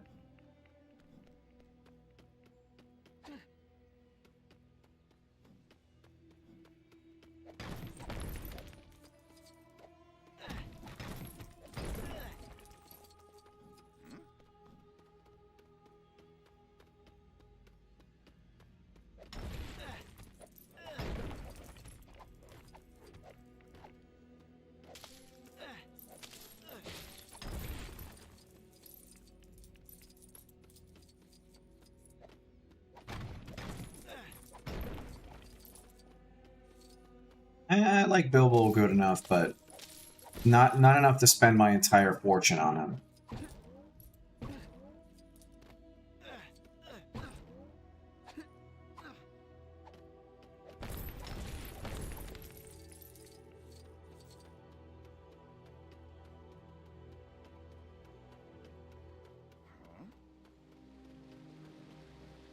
Oh, you need Gandalf?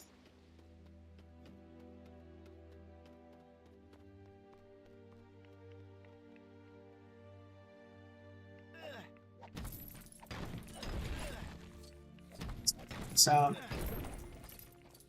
Punch everything out. You telling me you don't want to drag a dying old man with you to Mordor? No, I don't think I want to.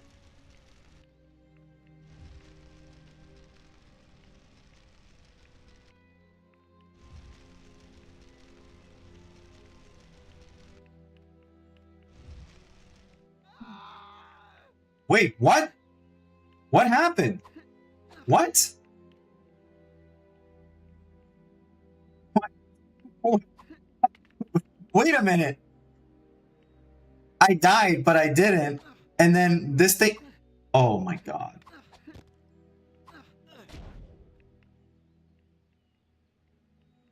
Alright, well there goes that.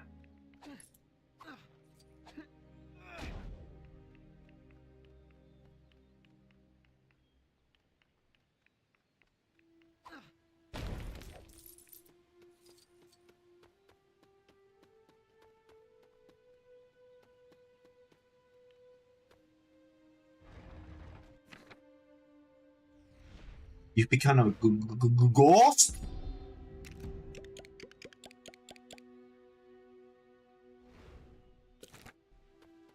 Stop.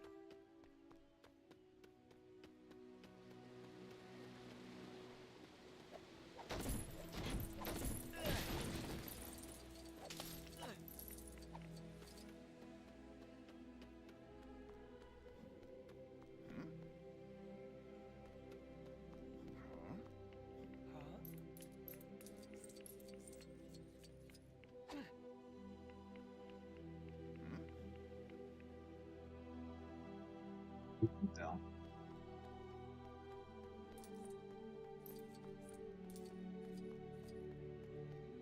This is a huge game. I thought it was gonna be like the Star Wars games, but this is huge.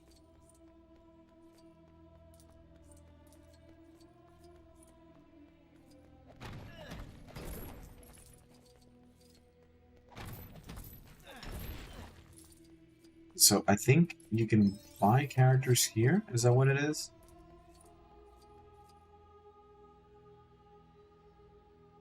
The Black Rider. Is this? Oh, okay. So this is like where you put the collection and stuff here.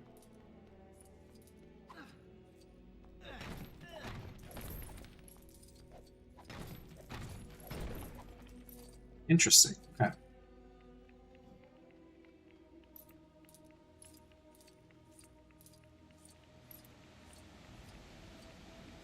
I like how they depict like elves as like narcissists, like he's just like looking at their...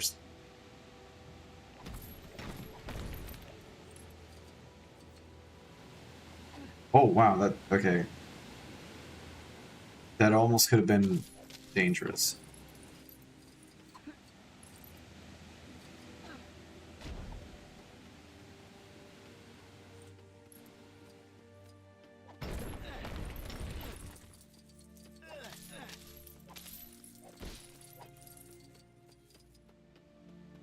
It's just silly to me that this game has like a lot of normal looking parts, but then but then a ton of like Lego stuff. Wasn't like Star Wars like built entirely out of Legos, like the Star Wars game? I'm guessing this would have been hard to just make entirely out of Legos without it looking funky.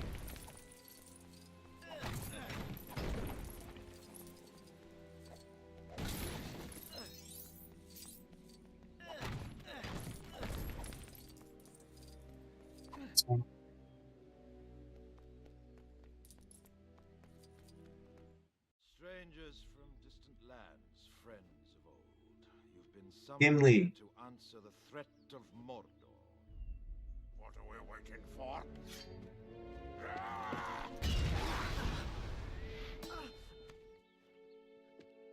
It is a gift. Boromir. A gift to the foes of Mordor. Why not use this ring? You cannot wield it. None of us can. The One Ring answers to Sauron alone. And what would a ranger know of this matter? This is no mere ranger. He is Aragorn, son of Arathorn. You owe him your allegiance. Gondor needs no king. Oh my god. Okay. It must be taken deep into Mordor and cast back into the fiery chasm from whence it came. I will help you bear this burden, Frodo Baggins. They're using clips. Okay. So My sword. And you have my bow. And my axe. If this is indeed the will of the Count, they're using clips. then Gondor will see it done. Mr. Frodo's not going anywhere without me. They did not re-record these lines, did they? 9 companions. You shall be the Fellowship of the Ring. Bilbo! Here's a pretty thing. Mithril. As light as a feather and as hard as dragon scales. My old sword, Sting. The blade glows blue when orcs are close. And it's times like that, my lad, when you have to be extra careful.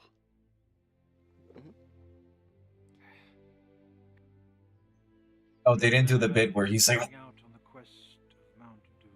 The Fellowship awaits the Ring Bearer.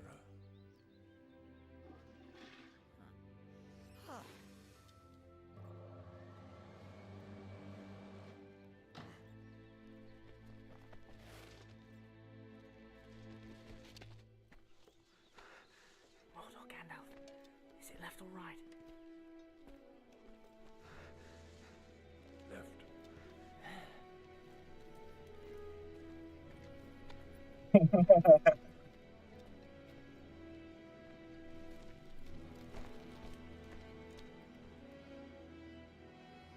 these are really funky ears.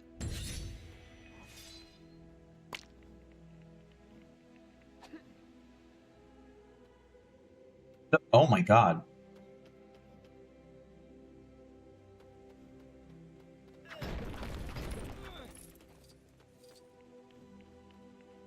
So, I don't think they re-recorded their lines for this game, right? They're just using voice clips of the movie. Because I can tell from the sound quality that it's like ripped right out of the movie.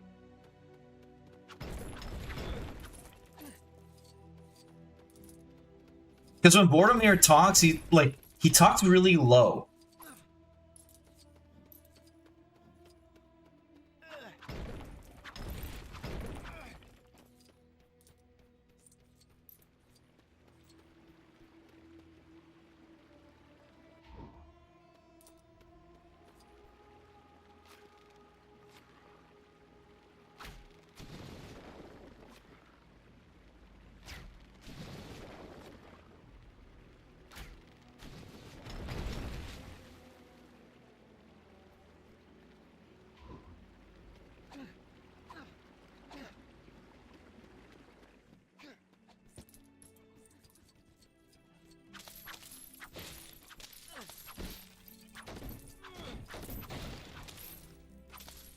Yay, we love destroying things.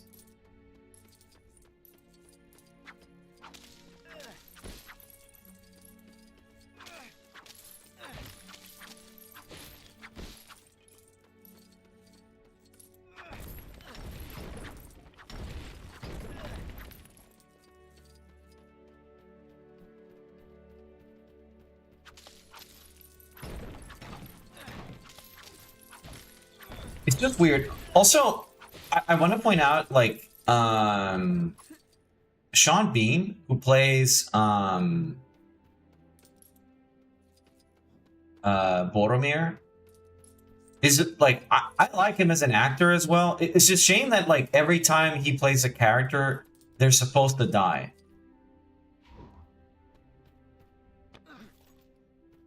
Oh, you can. Oh, okay.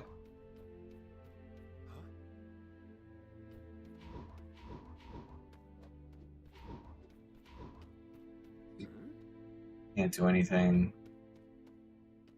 Let's see. Gimli pull it off? No.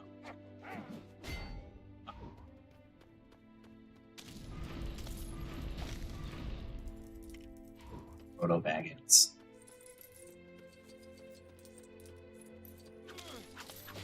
This game is a lot bigger than I thought it was gonna be.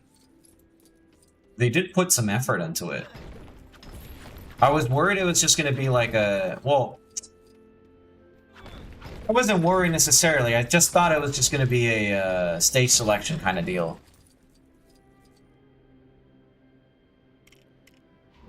But yeah, I like Sean Bean, the actor. He did a really good Ned Stark in Game of Thrones. Also, someone was explaining to me that George R.R. Martin is so desperate to be recognized as J.R. Tolkien. Like, he wanted to be the next Tolkien because he's like, oh, Lord of the Rings is not realistic enough.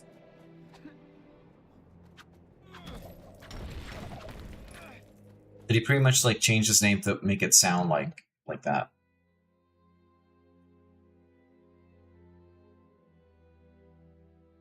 That dude's never gonna finish his story.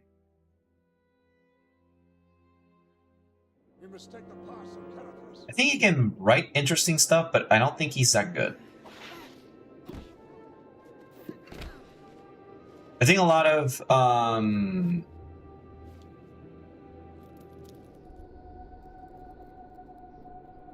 Game of Thrones was carried by the show. No, he's never gonna finish it because he's in a weird position. The show finished, right? People hated it.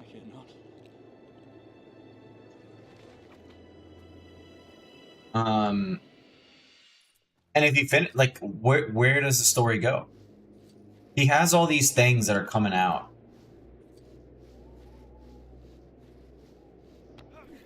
Oh, I have to like.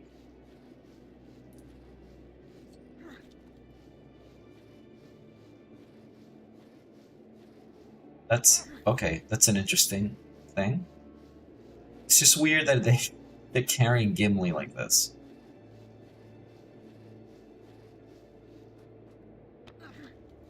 I have to individually carry all of these characters. It would have been better if they didn't really have this segment.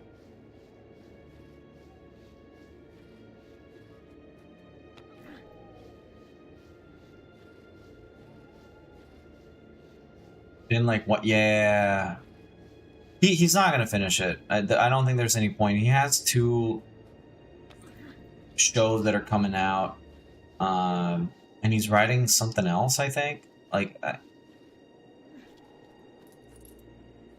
Gimli. Okay.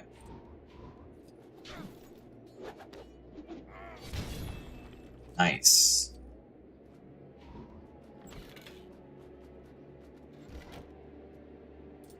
Oh, okay, I gotta...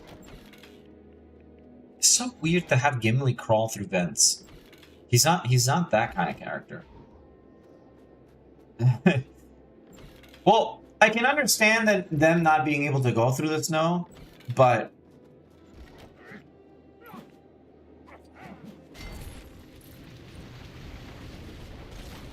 Oh, that's what I had... Oh, that's what we had to do. Okay.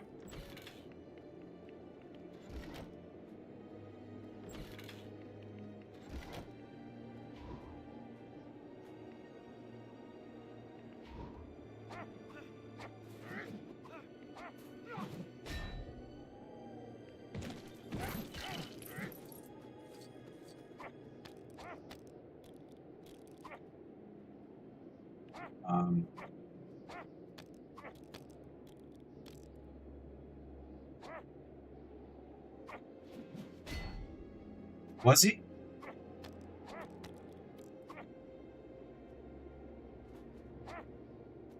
Oh, was he supposed to be serious?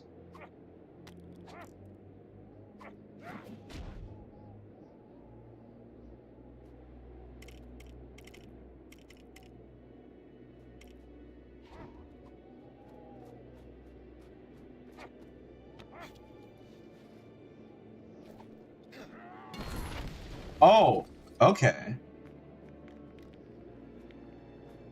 Huh.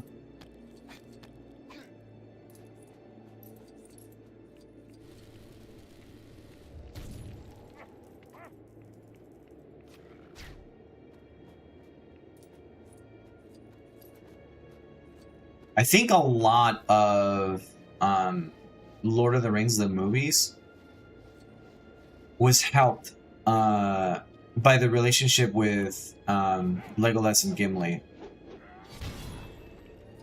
Like, Gimli being a joke character kind of helped the movie be more palpable for, or like, more digestible for a lot of people.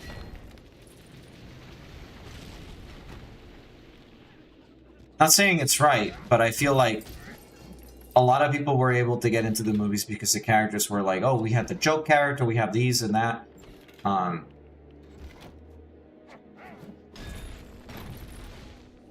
least I feel like that was the situation. I like the jokey moments with Gimli and Legolas, but they didn't really take away from the movie.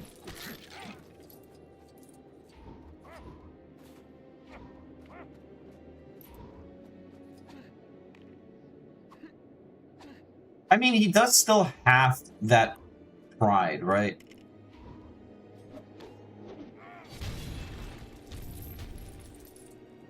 He retains that pride in the movie, but it's written as a joke.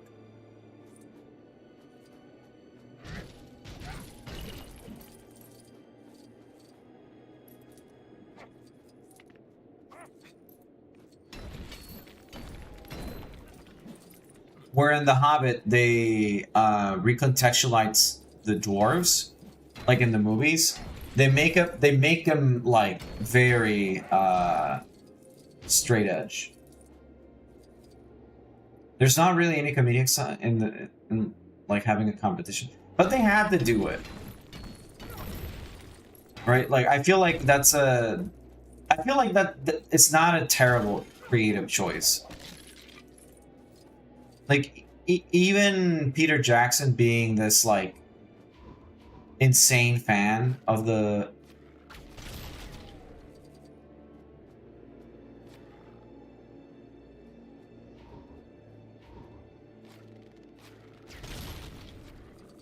I feel like that wasn't the worst choice.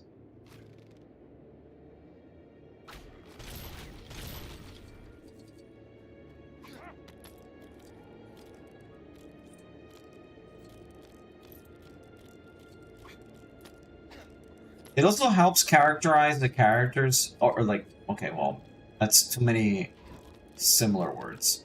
But it helps you keep track of the characters and understand their personalities better. For The Hobbit, they kind of corrected it a little bit, but I don't know, the end kind of didn't really work out because most characters are pretty serious.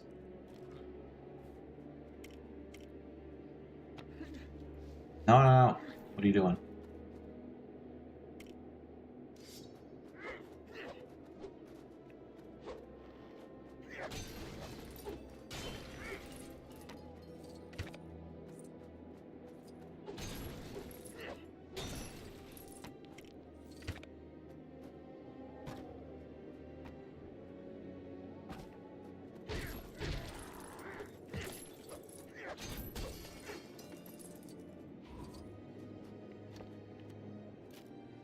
The only comedic parts I don't like with Gimli, looking back at the times of him bumbling around in fights. Yeah, that's the only thing I wasn't really a fan of.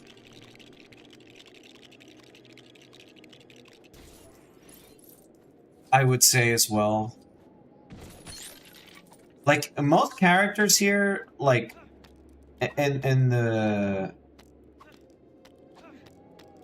movie, they're pretty serious, right?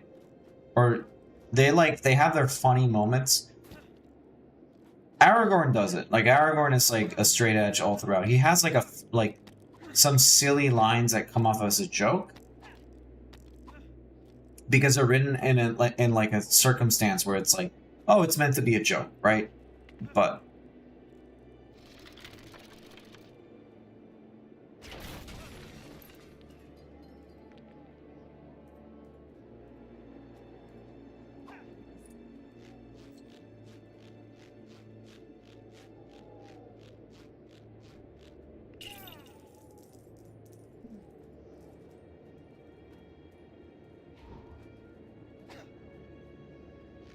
oh, I have to, okay. I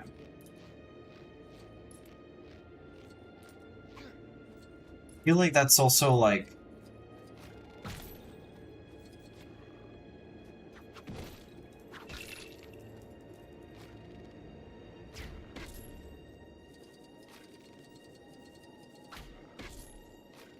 It was kind of like a shitty choice, I think.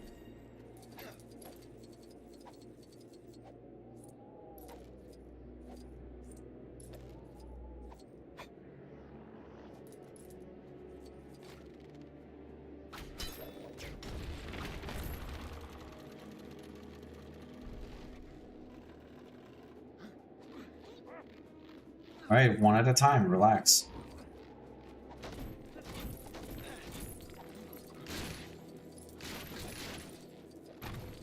But there's some stuff that, like...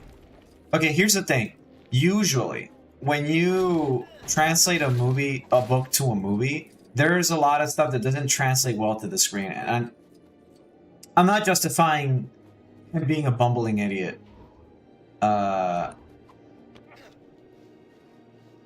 But I understand that a lot of the choices made were because they had to take that into consideration. Where like, oh, this wouldn't really transfer well, you know, to the movie to make into the movie.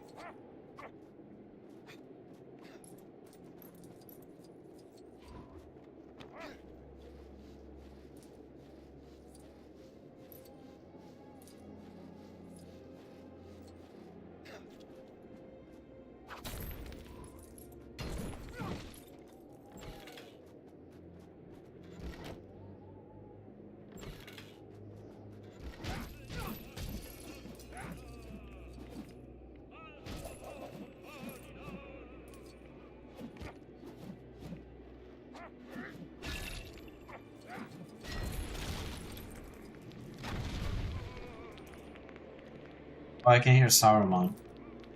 There is a fell voice on the air.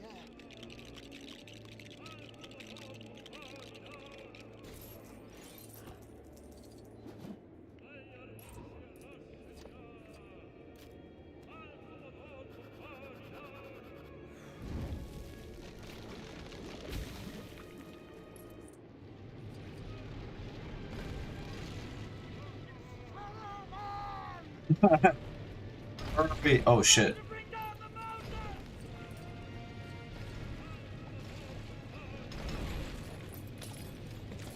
Punch it, punch it.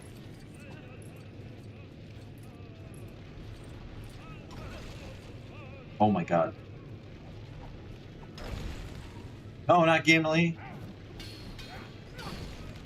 Okay, I guess I can't get that.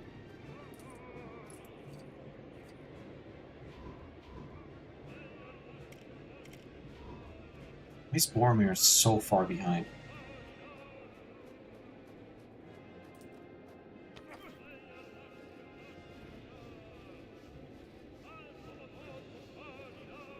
Alright, yeah, I get it. You want to throw Gimli.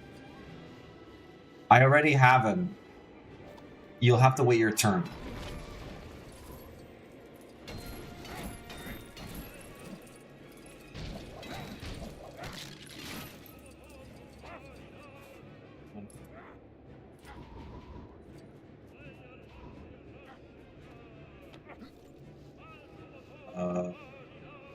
Fine.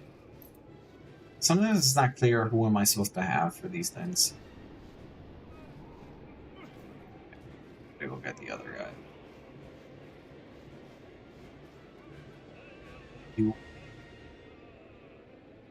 No. Need Sam. Come on, let's go.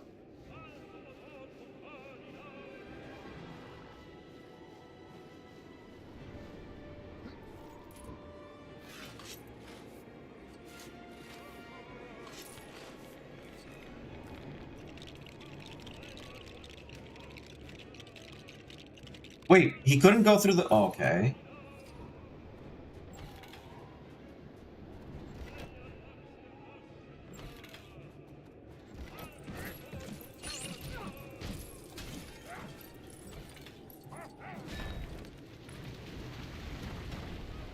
Now everybody can cross.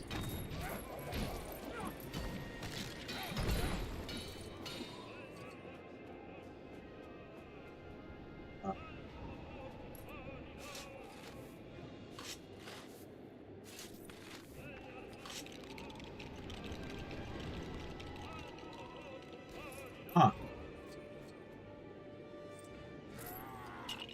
Alright, the camera's a little weird in this part.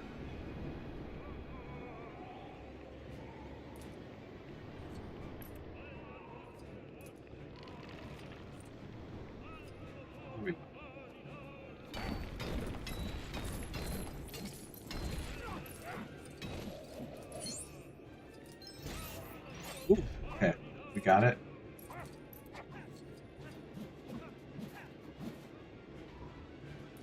What's the need?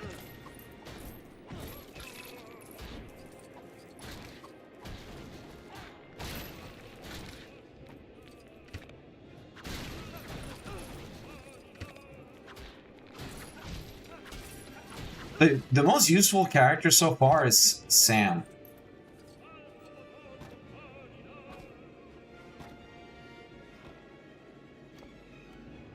Because he just has a lot of utilities.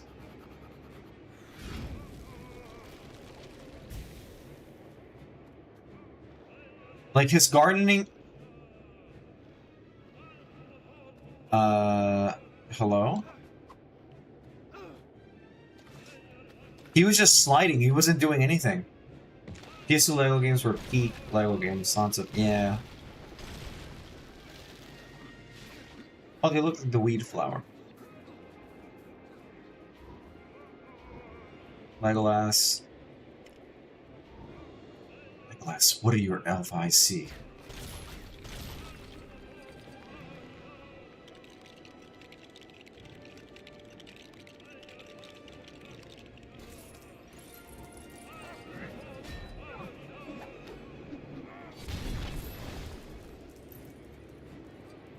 Oh, fuck. Lego ass.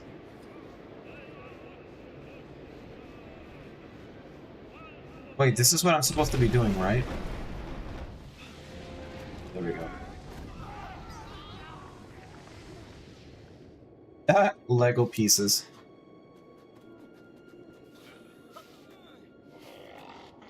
We must get up the mountain! Make for the Gap of Rohan! Gap of Rohan takes us too close to Isengard! Let us go through the mines of Moria. Let the ring bearer... They're taking the Hobbit to Isengard.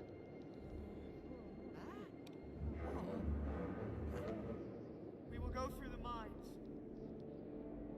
So be it.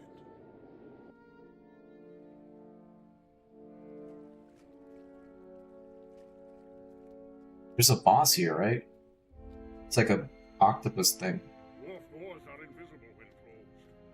Yes, Gimli, their own masters cannot find them if their secrets are forgotten. Why doesn't that surprise me?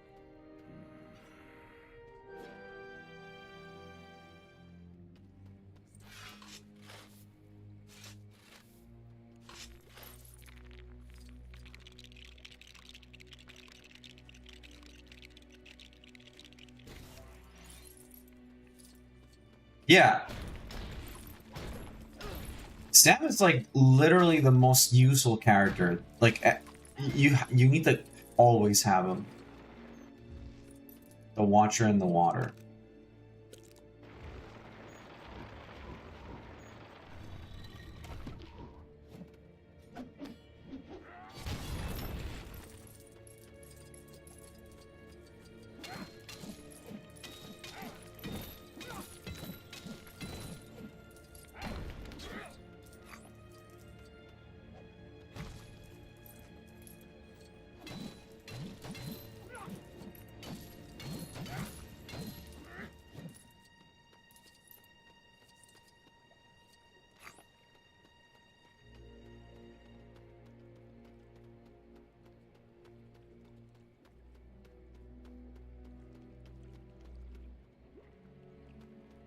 something specific that I needed. This one, right?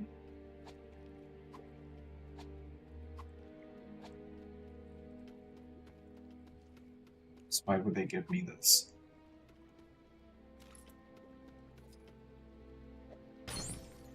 Oh, okay.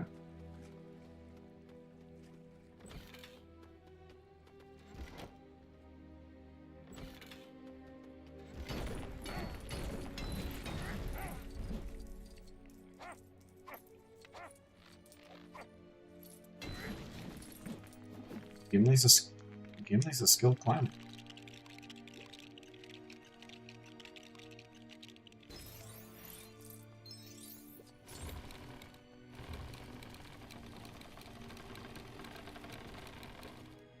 Okay, there we go. Oh.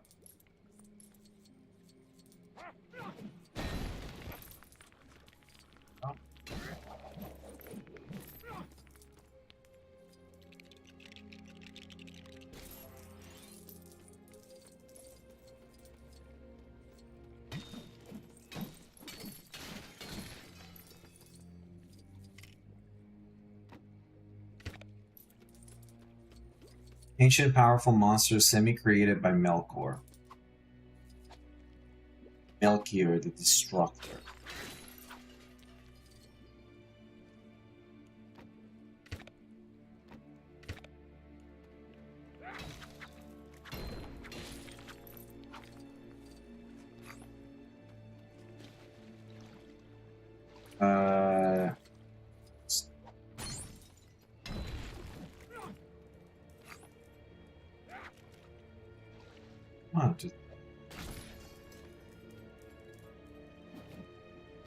Okay, let's look for the other model. Do not disturb the water.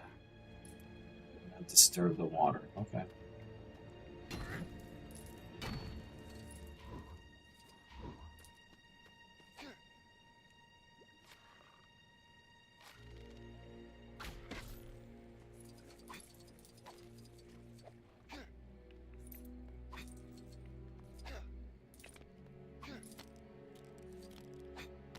All right, move.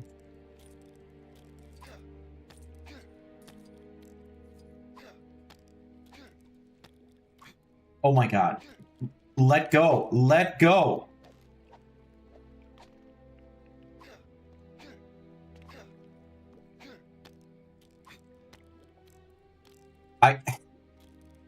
Trust me, I was trying to let go.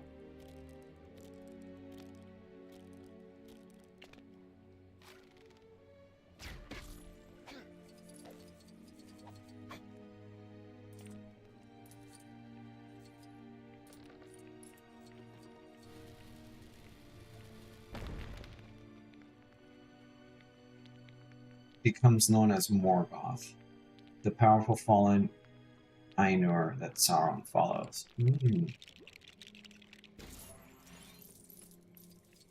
Alright, so we just need one. Oh, you have it. One. Okay, we need one more.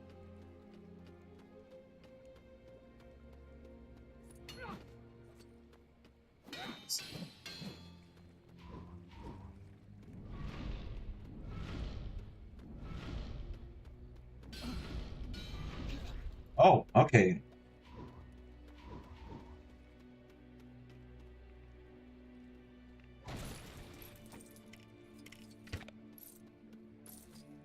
Pretty much, okay.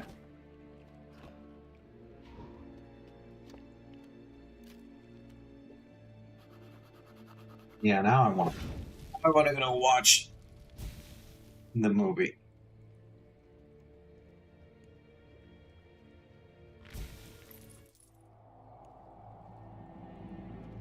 Reads, Jaws of Durin, Lord of Moria. Speak, friend, and enter. It's a riddle. What's the Elvish word for friend?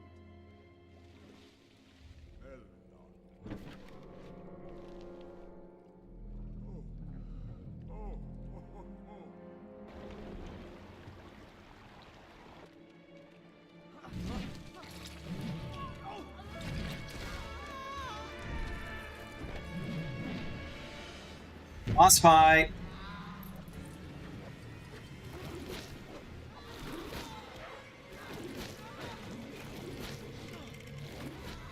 Wait.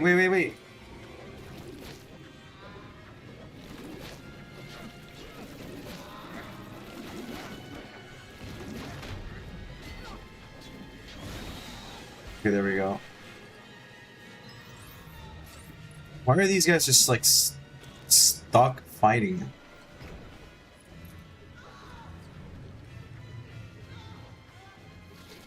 So I gotta get out of the way.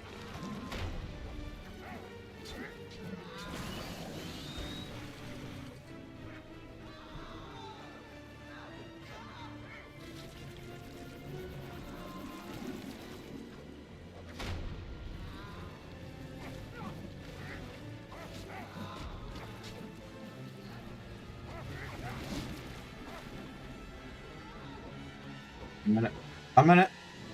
Okay, Boromir.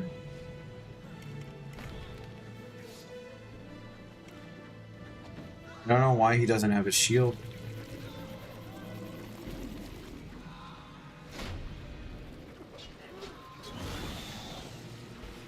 Yeah, he's just using his bow as a club. He's not shooting.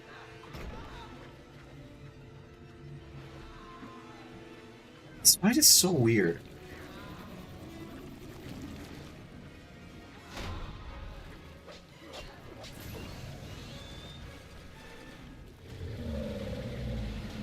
Oh, we actually get to see the creature.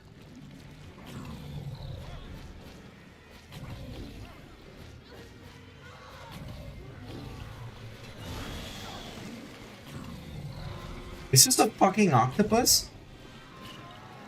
It's so weird that we get to see it.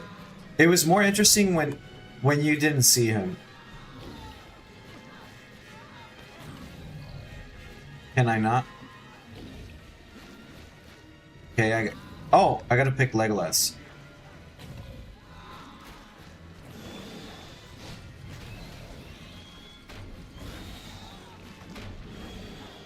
This is such a weird fight.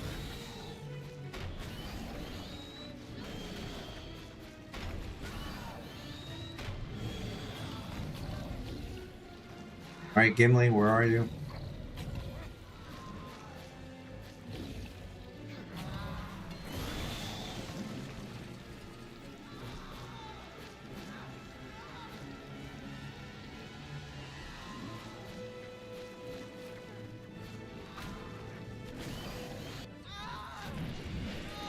I guess I'll have to see it now when I see the movie.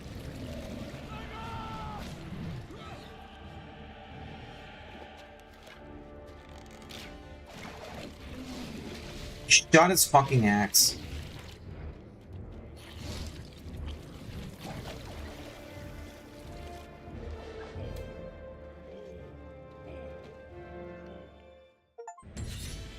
The long way around. Replay unlocked. Gandalf the Grey. Gimli. Legolas. Boromir.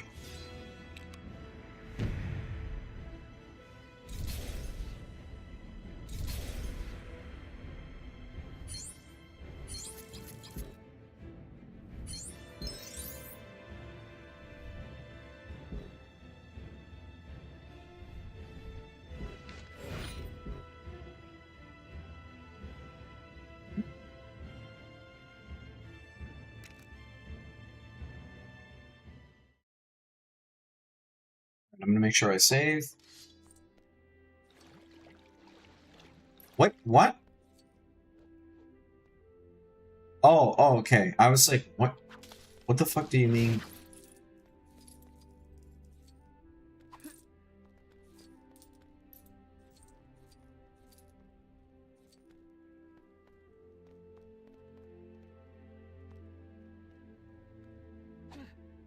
Huh. There's a lot to explore in this game.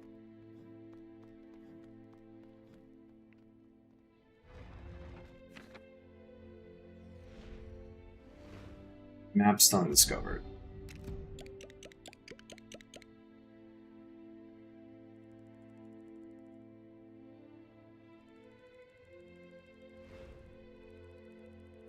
This game is massive.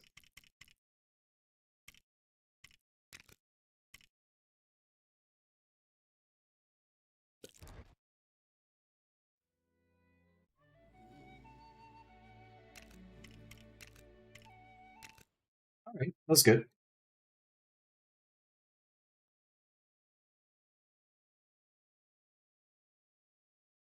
That was fun.